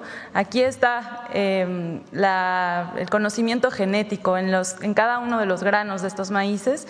Y por otro lado también tenemos el mandato de ser autosuficientes en maíz, porque consumimos mucho maíz. Entonces es gracias a esta combinación entre la producción de maíz híbrido y la producción de maíces también mejorados provenientes de nativos que podemos, por un lado, llegar a la autosuficiencia alimentaria, pero también, por otro lado, preservar nuestra riqueza genética y seguir siendo centro de origen. México no es cualquier país en términos de maíz. México es el centro de origen. Es por eso que la protección es especial y el parámetro de protección que necesitamos tener en nuestro país es diferente al resto de otros países. Y por último, decir que también, regresando al tema de maíces genéticamente modificados, popularmente conocidos como transgénicos, también hay un paquete tecnológico asociado a su cultivo que bueno, tiene una serie de complicaciones. Entonces, cuando hablamos de maíz genéticamente modificado, no solo hablamos del maíz que se manipula en los genes y que si eso llegase a nuestro país, que afortunadamente hoy está prohibido a nivel constitucional, pudiese tener repercusiones en la reserva genética de nuestro país, sino que también el paquete tecnológico asociado puede tener una serie de complicaciones. Gracias. Perfecto, gracias, Julia. Segundo tema, pues aprovechar también el tema de lo de Conagua, doctora. Es importante ese tema de la inundación que ha sucedido en el oriente del Valle de México. Cuando usted era jefa de gobierno, recuerdo que nos llevaba incluso al Tao, estuvimos ahí, creo que en la parte bueno, cercana al oriente. Ese túnel es muy importante, sin embargo, en el caso del Estado de México, según yo recuerdo, no hay uno como tal. ¿Se contemplaría la construcción de algo similar a eso, doctora? Lo que necesitamos hacer poco a poco es la conexión de ciertas zonas. Si los drenajes o se mueven por bombeo o por gravedad, pues un drenaje tiene que estar así para que funcione, ¿no? Si está así, pues si es totalmente horizontal, pues tiene que bombearse. Normalmente pues tiene que tener una inclinación para que por gravedad llegue a un drenaje más grande. Cuando hay hundimientos, pues ¿qué es lo que pasa? Cambia de pendiente. Al cambiar de pendiente, pues en vez de que desaloje el agua para el lugar en donde la tiene que desalojar, pues entonces se regresa. Eso ha pasado en muchos lugares de la zona metropolitana del Valle de México. ¿Por qué se hunde la zona metropolitana? Porque estamos extrayendo demasiada agua.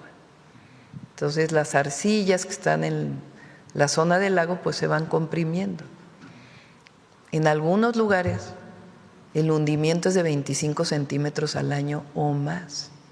Entonces, por supuesto que los drenajes pues tienen que irse adecuando. Particularmente en Neza, en Iztapalapa, Xochimilco, Tláhuac, Los Reyes La Paz, una parte de Catepec, es donde más hundimientos hay. Ahí donde querían hacer el aeropuerto, Texcoco, pues ahí también hay hundimientos muy grandes, por eso era inviable. ¿Cómo se puede contener ese hundimiento? Pues disminuyendo la extracción de agua. Para eso estamos haciendo un programa integral para llevar más agua a la zona metropolitana del Valle de México, de la propia zona, que ya estaremos presentando muy pronto, junto con el saneamiento de los ríos. Río Tula, que está muy contaminado, es uno de los no proyectos, sino ya obras que está desarrollándose. Pero al mismo tiempo, pues tenemos que seguir invirtiendo para que no haya estas inundaciones. El reciente drenaje tan importante que se hizo en Chalco tiene bombeo y además se hace más profundo para que los hundimientos no le afecten.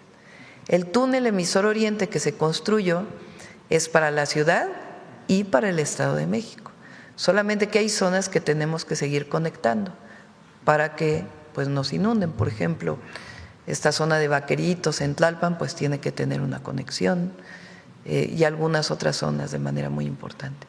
Y eso lo estamos trabajando con la ciudad, con el Estado de México y con Hidalgo, porque también es parte de este proyecto integral que tenemos que hacer. Pero hay muchísimas obras que se han hecho, muchísimas. Lo que pasa es que los hundimientos a veces generan esta condición. Durante 4 años pues prácticamente hubo sequía y no se tuvo lluvias pronunciadas. Ahora está lloviendo pues más de lo que llovió en los últimos 40 años, 45 años. Con los hundimientos y esta lluvia extraordinaria, pues lamentablemente se generan estas condiciones. Pero que sepan todos los habitantes, tanto de Iztapalapa como de el Estado de México, que entre los 3 gobiernos los vamos a atender y los vamos a apoyar. A nadie se le va a dejar desamparado. Y la última, doctora, de nuestra redacción allá en Jalapa, con la segunda emisión con Ramsés Yunes, que es el que conduce nuestro noticiero En Contacto, le llegó una consulta. Le comentaban, en el caso de, sé que no tiene nada que ver Veracruz con Cozumel, pero llegó finalmente ahí. Hay un cuarto muelle que se intentaba construir en Cozumel, según nos decía nuestro conductor. que se suspendió porque el secretario, creo que es del ayuntamiento, se llama Oscar Révora, junto con un grupo de buzos, hicieron Lo suspendió Semarnat. Ellos retiraron el impacto ambiental. Son demasiados muelles para Cozumel y además pudiera dañarse el arrecife. Entonces Semarnat tomó la decisión de un impacto ambiental que se había otorgado y además la gente no estaba de acuerdo en Cozumel, la mayoría de las y los cozumeleños creo que estaban en contra. Entonces por eso Semarnat decidió retirar el impacto, entonces ya no se va a construir. Perfecto. Cualquier obra importante requiere una manifestación de impacto ambiental, se hace el estudio, la manifestación y Semarnat decide si se hace o no. En algunos casos las manifestaciones son estatales porque tienen que ver con obras y características estatales. Todo lo que se hace en los mares tiene que tener una manifestación de impacto ambiental federal. ¿Quién más? ¿Quién más? A ver, por acá, por acá, por acá, por acá, por acá, por acá. A ver, de este lado, a ver el compañero. Gracias, Presidenta. Buenos días a todas y a todas. Preguntarle sobre el tema de estas afectaciones en el oriente del Estado de México. Nosotros estuvimos el fin de semana, vimos la presencia de Conagua, de la Comisión también del Estado de México, del Ayuntamiento, pero hay un problema muy importante en Nezahualcóyotl y nos lo decían los vecinos. Hay un colector y hablando de responsabilidades, como usted bien lo señalaba, hay un colector, particularmente en la colonia Vicente Villada, que lleva más de casi 20 años inconcluso, está olvidado, incluso durante sus inicios de su construcción con los gobiernos anteriores, dañó algunas viviendas colindantes con esas casas. Los vecinos nos decían que requerían el apoyo para que pues esta situación se solucionara y lo que nos decían también las autoridades es que falta pues revisarlo, una vez más revisarlo para ver si todavía se puede reactivar esta obra y también pues la falta de recursos, ¿no? Porque evidentemente es una obra pues bastante complicada. Preguntarle plantearle esta petición de los vecinos para que usted la conociera, tuviera el conocimiento y si de alguna manera recibir alguna respuesta de estos vecinos que nos planteaban esta situación de este colector pues bastante ya olvidado, les repito, casi 20 años inconcluso en la colonia Vicente Villada. Por lo pronto estamos atendiendo la emergencia y una vez que atendamos la emergencia, normalmente llueve y al siguiente día ya no hay inundación porque empieza poco a poco a desalojarse el agua.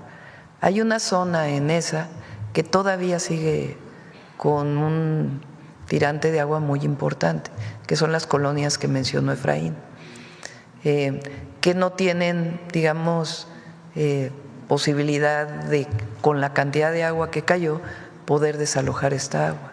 Entonces, lo que tenemos que hacer pues, es un estudio integral y de inmediato, terminando la emergencia, iniciar con la construcción de lo que se necesite. No conozco si es la terminación de este colector o alguna otra obra importante, pero sí se necesita bombear para poder desalojar el agua en estas colonias. No me presenté, perdón, Manuel López del Medio Digital Infopolitano del Estado de México y también este tema nos platicaban de una situación bastante preocupante que era el retiro de la basura. Ayer tan solo se retiraron, nos decían 5 toneladas en aproximadamente 8 horas, ¿no? Era una situación constante de estar sacando basura y nos planteaban justamente pues este problema bastante grave que se genera en la zona oriente y en general en el Valle de México. Incluso nosotros recordábamos un esfuerzo importante que apenas hizo la gobernadora Delfina Gómez, hizo junto con la presidenta de Catepec, hay un programa, un récord Guinness para retirar la basura y pues concientizar a la gente, ¿no? Justamente de esta situación, preguntarle si este tipo de ejercicios valdría la pena replicarlos en el Valle de México. Vale mucho la pena, estuvo ahí también Julia en ese ejercicio. Y sí es muy importante porque tirar la basura en la calle es gravísimo. Parece algo menor y que nada más afecta visualmente, pero no. Tiene afectaciones muy graves, particularmente para el drenaje. Entonces, sí, es muy importante hacer una campaña sobre la basura. Finalmente, Presidenta, hemos visto también que ya han iniciado pruebas operativas, me parece que en el tren Insurgente, en observatorio. Sí. Estoy bien. Si nos pudiera platicar un poquito si avanza conforme a lo planeado y si estaría disponible a final de año.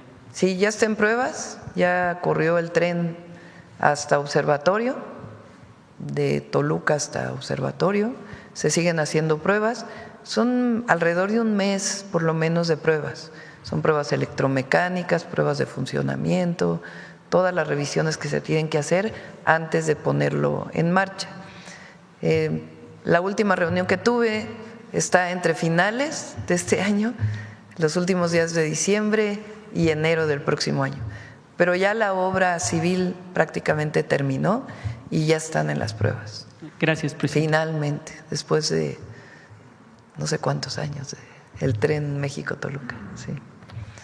Bueno, desde creo que el 14, ¿no?, que inició, 11 años.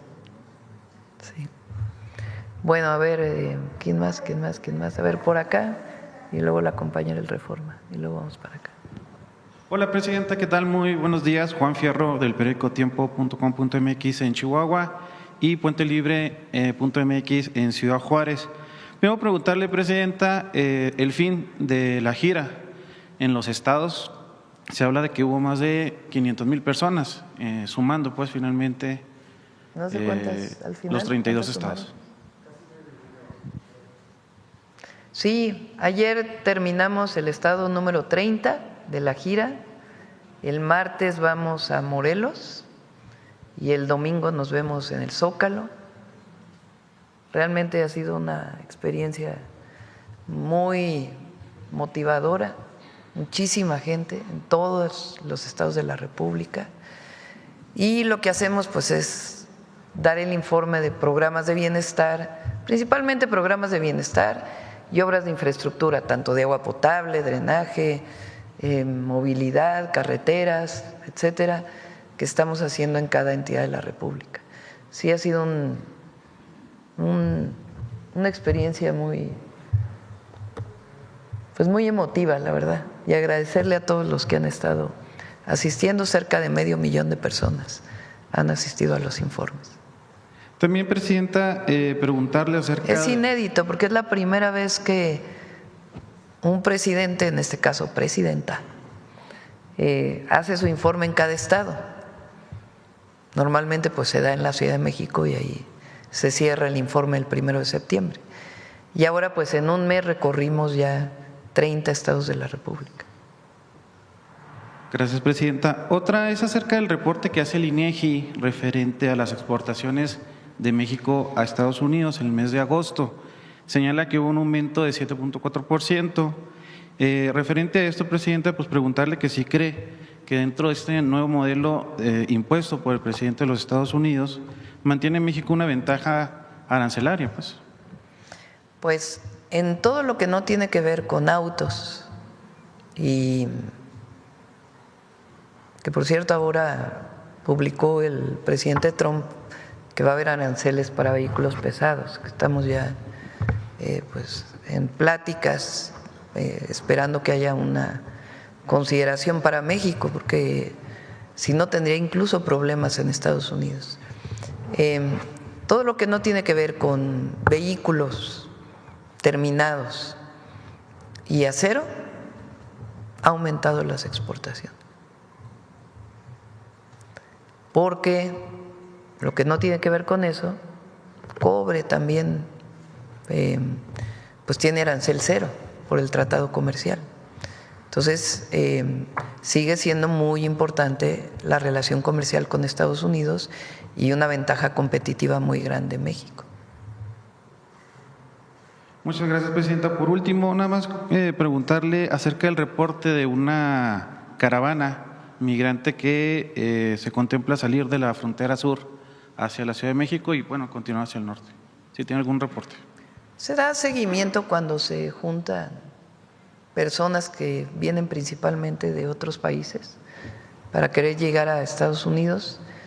Se da seguimiento, se va apoyando en términos humanitarios la caravana y eso ayuda, y se da pues facilidades para que regresen a su país si así lo desean o para que tengan alguna oportunidad en México. Eso nos ha permitido que desde que llegamos no llegue ninguna caravana a la frontera norte y así va a ser ahora. Gracias, muy buenos días. Gracias. Adelante.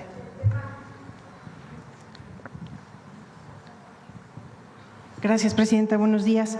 Preguntarle, en el tema de este acuerdo de emisión cortafuegos que se acaba de acordar con el Gobierno de Estados Unidos, entiendo que también se intensificará la colaboración bilateral para el tema del contrabando y robo de combustible. Si es así, si nos puede detallar qué tipo de acciones bilaterales pueden o qué tipo de colaboración, cómo se puede intensificar este combate. Sobre todo es información. El combustible que ya llega en mucho menor cantidad de lo que llegaba por lo menos a principios de año, que fue cuando nos dimos cuenta en marzo, pues es combustible que viene de Estados Unidos. El propio Estados Unidos planteó que había petróleo crudo que venía de México, que se refinaba en Estados Unidos y luego entraba a México sin pagar impuestos y de manera ilegal. Esta parte del petróleo crudo y eso todavía no tenemos ningún dato concreto de que así sea. Pero nos interesa mucho a nosotros la información, porque ellos tienen controles en las aduanas de Estados Unidos hacia México y nosotros controles de México hacia Estados Unidos y cuando entran a México, particularmente de combustibles.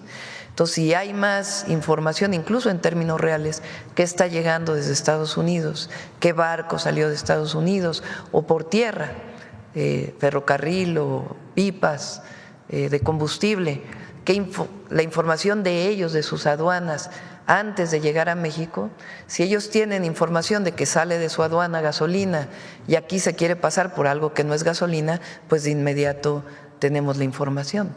Entonces esto es muy importante y al mismo tiempo todas las investigaciones delictivas, es decir, qué grupos en Estados Unidos pues están involucrados en esta entrada de combustible ilegal a nuestro país, porque es cierto que en México pues se encontró y todavía siguen las investigaciones, pues un grupo de personas que se dedicaba a esto. Pero también en Estados Unidos hay, porque se requiere también la coparticipación de personas en Estados Unidos. Algunos de ellos han salido en los medios. Entonces, esta información conjunta pues es muy importante para parar cualquier tráfico ilegal de combustibles. En este mismo tema, Presidenta, en días recientes, el general en retiro, Eduardo Trautz, que fue el encargado de la seguridad de Pemex durante el sexenio de Peña Nieto, comentó que él desde el 2018 informó a la secretaria de Energía, Rocío Nale, sobre este tema del contrabando ilícito y los problemas portuarios. Yo le quiero preguntar si la hoy gobernadora de Veracruz está contribuyendo en estas indagatorias en el combate a este delito y si ella es investigada por este tema. Ella no es investigada, ella hizo algo muy importante siendo secretaria de Energía. Ella disminuyó de manera muy importante los permisos de importación. Durante muchos años, hasta la reforma del 2013, la reforma energética del 2013, el único que podía importar combustibles era Pemex, el único.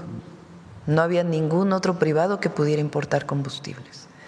A partir de la reforma del 2013 se abre la posibilidad de que privados importen combustible. Durante el periodo de Peña Nieto se abrieron los permisos de importación de manera indiscriminada, muchísimos, no tengo ahora el dato. Rocío lo que hizo desde Secretaría de Energía fue disminuir de manera muy importante los permisos de importación y tener control sobre esas importaciones. Entonces, eso de manera muy importante. Y además, en el caso de Pemex, pues tener mucho mayor control sobre la importación de combustibles. Nosotros, ¿por qué es importante? Nosotros iniciamos la investigación a partir de que ocurre en marzo. ¿Qué ocurrió previamente? Pues en todo caso es parte de la investigación. Pero nosotros actuamos por lo que estaba ocurriendo en marzo de este año. Entonces, Rocío hizo un trabajo muy importante en Secretaría de Energía y si las autoridades piensan que puede contribuir con alguna información en su periodo como Secretaría de Energía, pues estoy segura que estaría en condiciones de informarla. Pero ella por ningún motivo está bajo investigación.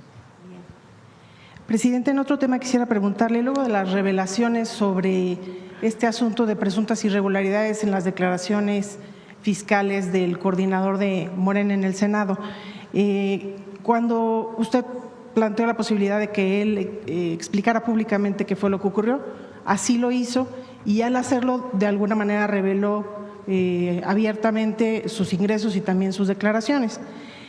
Ahí, con esas cifras, con acceso a esas cifras, se pudo hacer el cálculo y en realidad resulta que él habría pagado alrededor del 2% del ICR cuando la tasa es del 15%.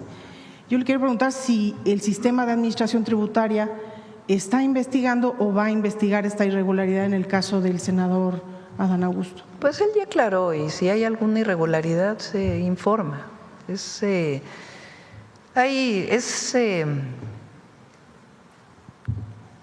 Esta idea ahora, ¿no?, de Reforma y otros medios. Se les olvidó el pasado de corrupción. Y entonces ahora es la visión de que, es que en el periodo de López Obrador hubo corrupción. López Obrador. Bueno, no hubiera podido haber programas de bienestar si no hubiera acabado con gran parte de la corrupción del gobierno. Y ahora a nosotros nos toca pues seguir trabajando para erradicar cualquier acto de corrupción que se presente. Y el senador aclaró y si tiene que aclarar más cosas que las aclare.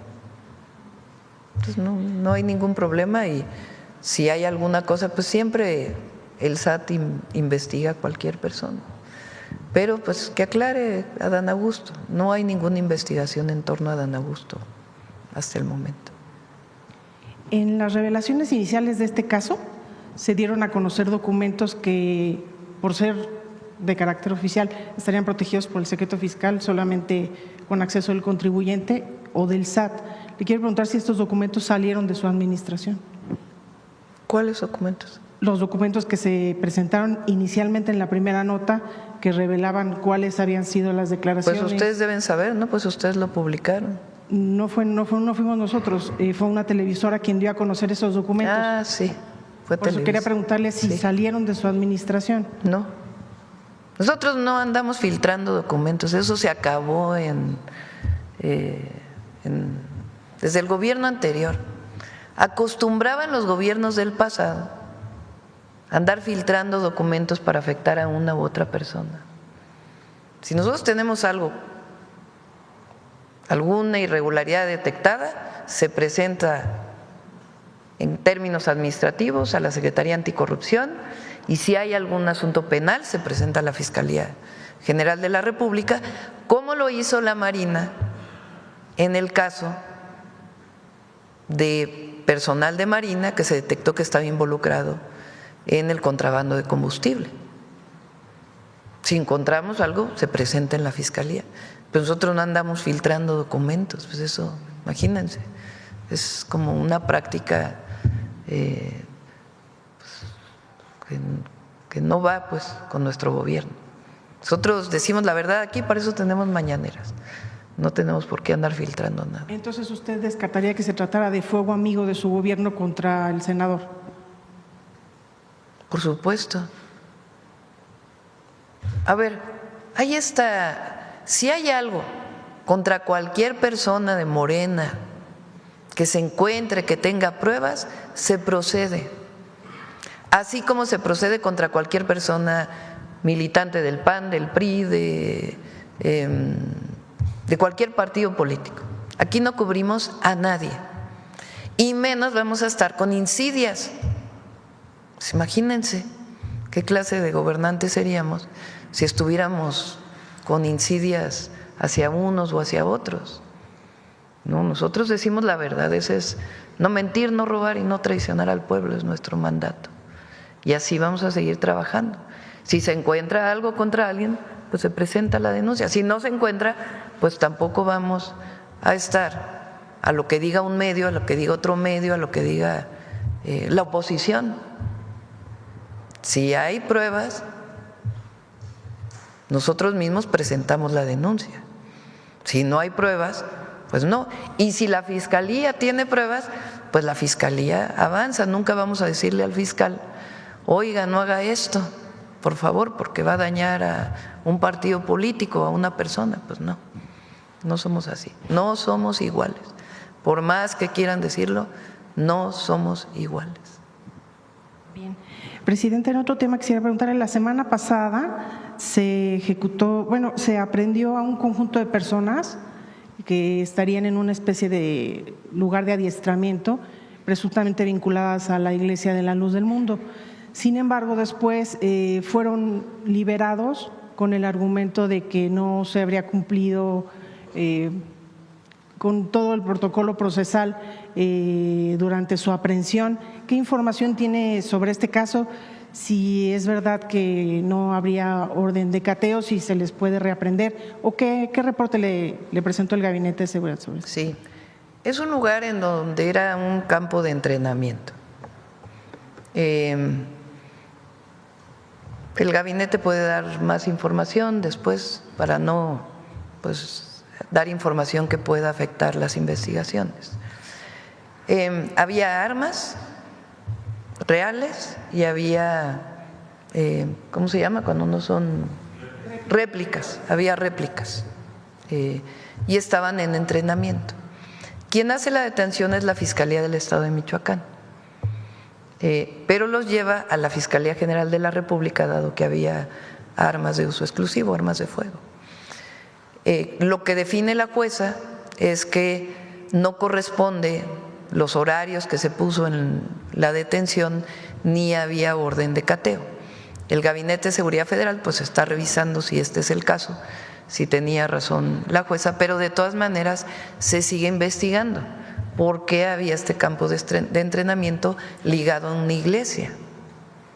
Es porque sigue habiendo este hecho, más allá de que a la hora de la detención pudiera haber habido problemas, errores en orden de cateo, que no tengo la certeza, lo tiene que definir la Fiscalía General de la República y la propia Fiscalía del Estado tiene que informar. La jueza encuentra que hay irregularidades en la detención. Lo que sí es cierto es que estaban en un lugar presuntamente de entrenamiento. Entonces las investigaciones siguen. ¿Han detectado algún otro campo de adiestramiento de este tipo vinculado a esta iglesia? No, es la primera vez que se encuentra y tienen que seguir las investigaciones para poder informar a todos, primero que se siga la investigación en términos penales e informar a la gente, incluso a los que pertenecen a esta iglesia o no pertenecen, qué es lo que estaba ocurriendo en este lugar. Y sobre esta misma región, Presidenta, este fin de semana se presentaron algunos reportes de violencia, drones en Tierra Caliente, pero también en el suroeste y centro de Michoacán. ¿Qué reporte le presentaron el día de hoy sobre estos hechos que se registraron el fin de semana? Hubo algunas detenciones relevantes y también está trabajando. Y cuando venga, mañana no viene seguridad, vamos a esperar a que se cierre el mes para poder dar la información. Entonces va a ser hasta el otro martes que venga el Gabinete de Seguridad, pero pueden estar informando tanto del caso de este campamento como lo que ocurrió el día de ayer en Michoacán. Pero entonces, digamos, estos hechos violentos están directamente vinculados a la detención de un generador de violencia, sí. Que se diría, correcto. Y finalmente quería preguntarle, Presidenta, un juez federal de Nueva York ordenó a TV Azteca desistirse de las demandas que promovió en México en 2022 para evadir el pago de un bono de deuda que a estas alturas ya suma $580 millones. Se argumenta que en realidad cuando se realizaron los negocios por parte del empresario Ricardo Salinas Pliego, él o su empresa se comprometió a, digamos, a quedar bajo la jurisdicción de las Cortes en Nueva York. Sin embargo, ha utilizado estos recursos interpuestos en México para evitar los pagos. En este sentido, quisiera preguntarle qué se puede hacer sobre este caso y, en particular, ya se ha detectado que hay un juez en la Ciudad de México que ha favorecido reiteradamente a las empresas de este grupo. Sí, hay un juicio civil relacionado con una… Hay un juez de lo civil en la Ciudad de México, en donde este grupo empresarial presenta, supongo que es este caso, durante la pandemia, que no puede, pues no está en condiciones de pagar, dada la situación de la pandemia. Entonces este juez no informa a las autoridades de los Estados Unidos y le da, digamos, la validez. Pues tendrá que revisar el Tribunal de la Ciudad de México cómo fue que se dio esta situación. ¿Qué es lo importante? Porque hay ¿por qué tenemos que ver nosotros? Es porque sobre este caso y algunos otros hay, ¿cómo se llama cuando hay disputas internacionales en economía? Arbitraje, siempre se me olvida esta palabra. Arbitrajes internacionales relacionados con una queja que se puso relacionada con el tratado comercial. Entonces hay un arbitraje en donde están pidiendo que el Estado mexicano intervenga. Nosotros, pues evidentemente, pues, si hay una deuda, pues tiene que pagarse, ¿no? Igual que en el caso de México. Entonces, por eso es relevante para nosotros, porque se está llevando a cabo este arbitraje internacional.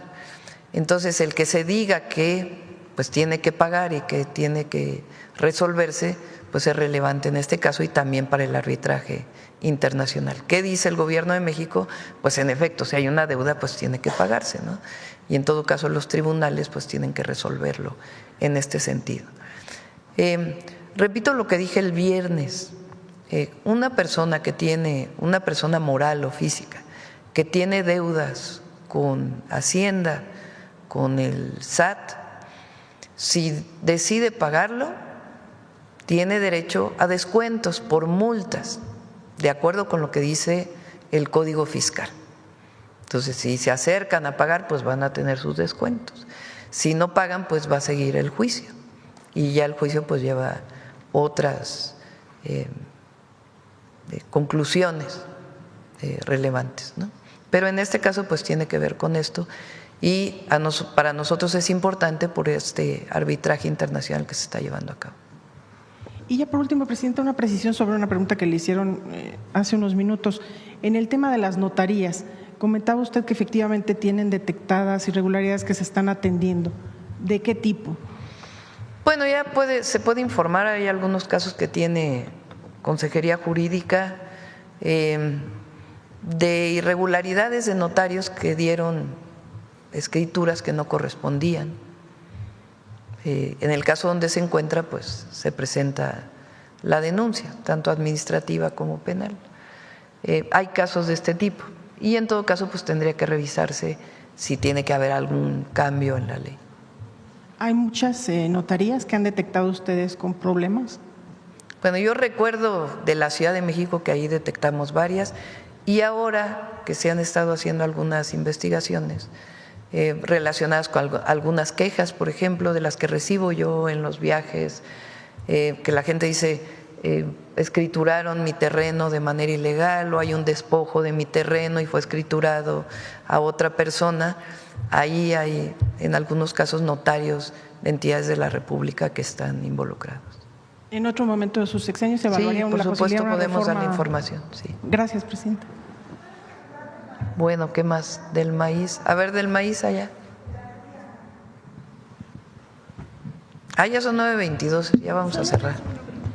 Gracias, Presidenta. Muy buenos días a todas, a todos, a todas. Liliana Noble, Pulso Saludable. Quisiera preguntar, ¿qué tan importante y de cuánta es la extensión del suelo de conservación en el país? ¿Cómo podemos contribuir a cuidarlo? Y también me gustaría saber si este suelo de conservación, cuando alguien decide sembrar soya y es transgénica, contamina. Entonces habría que deshiervar, pero utilizar otros agroquímicos que no dañen el suelo de conservación. Y también me gustaría saber qué tan importantes son los polinizadores. Sé que la secretaria Alicia Bárcena tiene una investigación muy importante sobre las abejas y otros polinizadores. Me gustaría conocer al respecto. Gracias. Bueno, suelo de conservación solo se llama en la Ciudad de México. El suelo de conservación es la mitad del territorio de la Ciudad de México. Ahora pues son 58,000 hectáreas. ¿Sí es así? 80,000 hectáreas. 80,000 hectáreas. Algunas de ellas pues tienen poblados o tienen ya asentamientos humanos, pero son 80,000 hectáreas en la ciudad. Ese nombre se le dio antes de en el 90, 92, por ahí se le dio suelo de conservación. Lo que hay en el país son áreas naturales protegidas de distinto tipo. Y estos maíces no necesariamente están en áreas naturales protegidas, sino sencillamente están en zonas rurales, en donde se siembra el maíz o se siembra la milpa. Entonces, la conservación de esto no necesariamente tiene que ver con decretar una zona como suelo de conservación, área natural protegida, sino más bien con la conservación del tipo de cultivo y el apoyo a este tipo de cultivo, principalmente de pequeños productores, de ejidatarios, de comuneros en nuestro país. Entonces, es, digamos, distinto cómo se hace la conservación del maíz, del germoplasma del maíz, de los maíces nativos. Ahora, sobre polinizadores, si quieres platicar. Gracias, Presidenta. Perdón. Con su permiso, muy importante las dos preguntas. Si se siembra soya en el país no hay problema, porque la soya, México no es centro de origen de la soya. Lo que nos preocupa es cuando somos centro de origen, porque ahí es donde está la diversidad genética. Eso para la primera pregunta. La otra es, ¿cuántas áreas de conservación tenemos? Tenemos 99 millones de hectáreas de áreas naturales protegidas en todo el país. Queremos llegar a 152 al final del sexenio, que es el 30% del territorio al 2030. En relación a polinizadores, estamos haciendo una modificación o una propuesta de modificación de la Ley General del Equilibrio Ecológico y la Protección Ambiental, incluyendo un capítulo específico de polinizadores, porque las abejas son consideradas ganado pequeño. Y creemos que debemos tener un capítulo específico de protección a polinizadores, que no solo son las abejas, son los insectos en general, muchos insectos, pero también los murciélagos, por ejemplo, son polinizadores muy importantes. Queremos protegerlos a través de la Ley General del Equilibrio Ecológico que vamos a proponer en esta próxima sesión del Senado y de la Cámara de Diputados.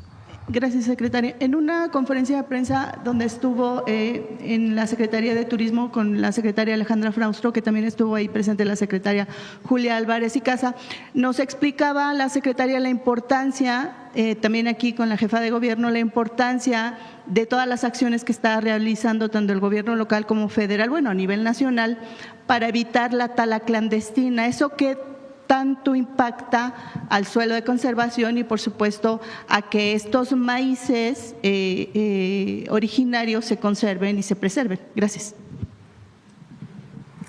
Estamos muy atentos a las talas clandestinas. Hemos identificado alrededor de 215 sitios muy riesgosos de tala clandestina. Hemos pedido que el Gabinete de Seguridad nos reciba precisamente para hablar de este tema, porque es un tema que es de seguridad también. Nosotros mandamos, por supuesto, a nuestros inspectores de Profepa a zonas muy críticas, como ha sido el caso del Estado de México, el Bosque del Agua, ahí junto con la Ciudad de México, con Julia Álvarez y Casa. Nos coordinamos para ir a hacer monitoreos y combatir la tala clandestina. Una parte positiva de los aseguramientos que hemos logrado de tala clandestina es que la madera que logramos asegurar se la estamos dando a mujeres artesanas y eso ha sido una maravilla para las mujeres, porque antes esa madera se aseguraba, se decomisaba y se dejaba en algunos sitios, se echaba a perder, y ahora se la estamos entregando a las artesanas mujeres, sobre todo en los diferentes lugares donde hemos detectado tala clandestina. Pero es un tema de seguridad y por eso, junto con el secretario de Seguridad, Omar García Harfuch, coordinamos acciones para ir en conjunto a combatir la tala ilegal. Tiene que ver, por supuesto, una de las zonas más riesgosas que hemos identificado es la península de Yucatán, donde desafortunadamente los menonitas están deforestando y hemos detectado siembra de maíz transgénico. Por eso estamos nosotros clausurando muchas zonas en la península de Yucatán. Gracias, secretaria. Y finalmente, presidenta, Sencali sigue abierto. No sé si sea una buena oportunidad que la gente vaya y conozca este lugar tan importante. Gracias. Sí, qué bueno que lo mencionas, en el bosque de Chapultepec, en el museo, muy cerca de Los Pinos, está el Museo Sencali, que justamente habla del maíz. Bueno, vamos con humanismo mexicano el día de hoy.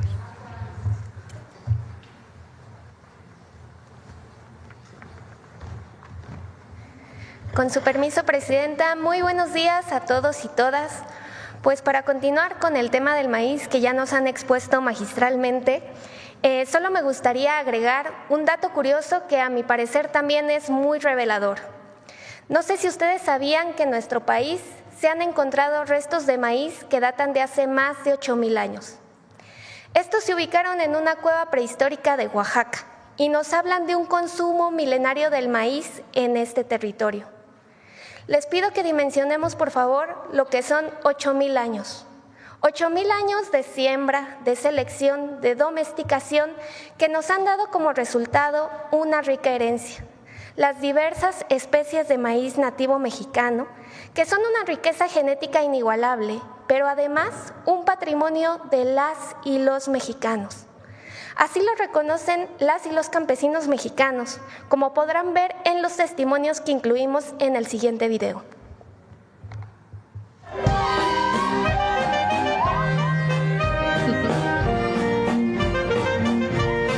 La reciente reforma constitucional que protege a los maíces nativos es un triunfo del pueblo mexicano.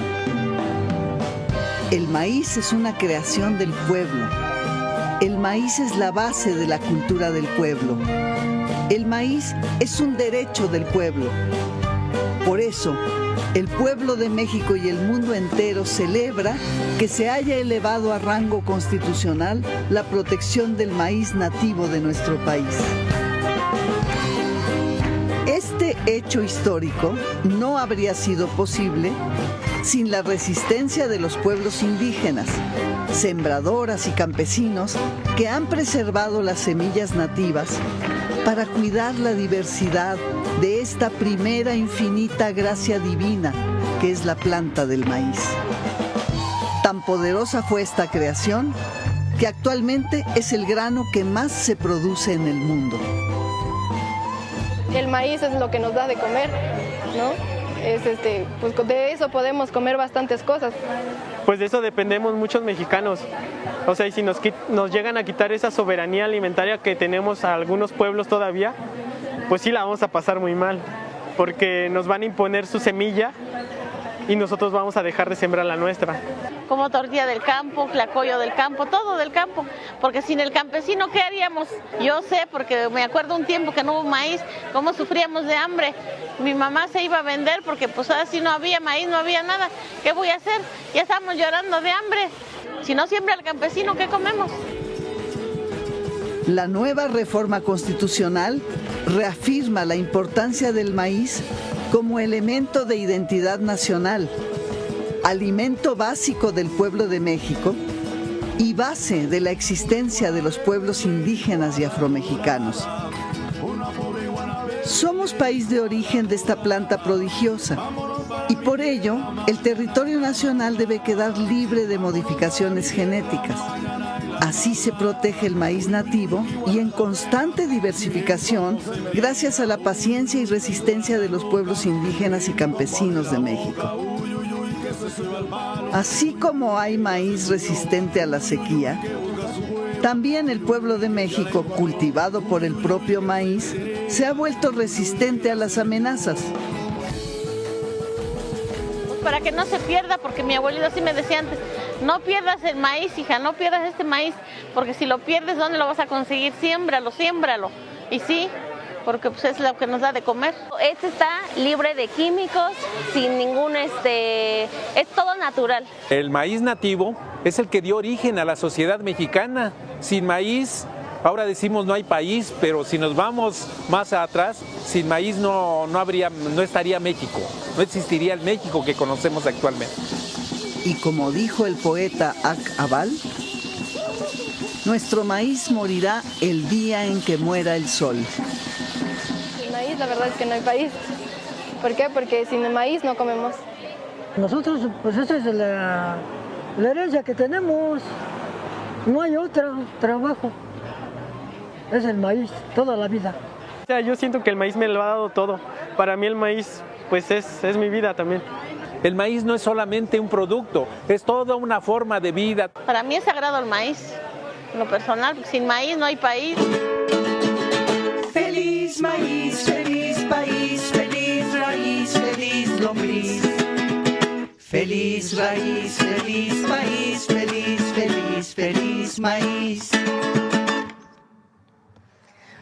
Pues para terminar, y si me lo permite, Presidenta, solo me gustaría agregar que así como México se escribe con M de migrante, también se escribe con M de maíz. Muchas gracias. Buen día.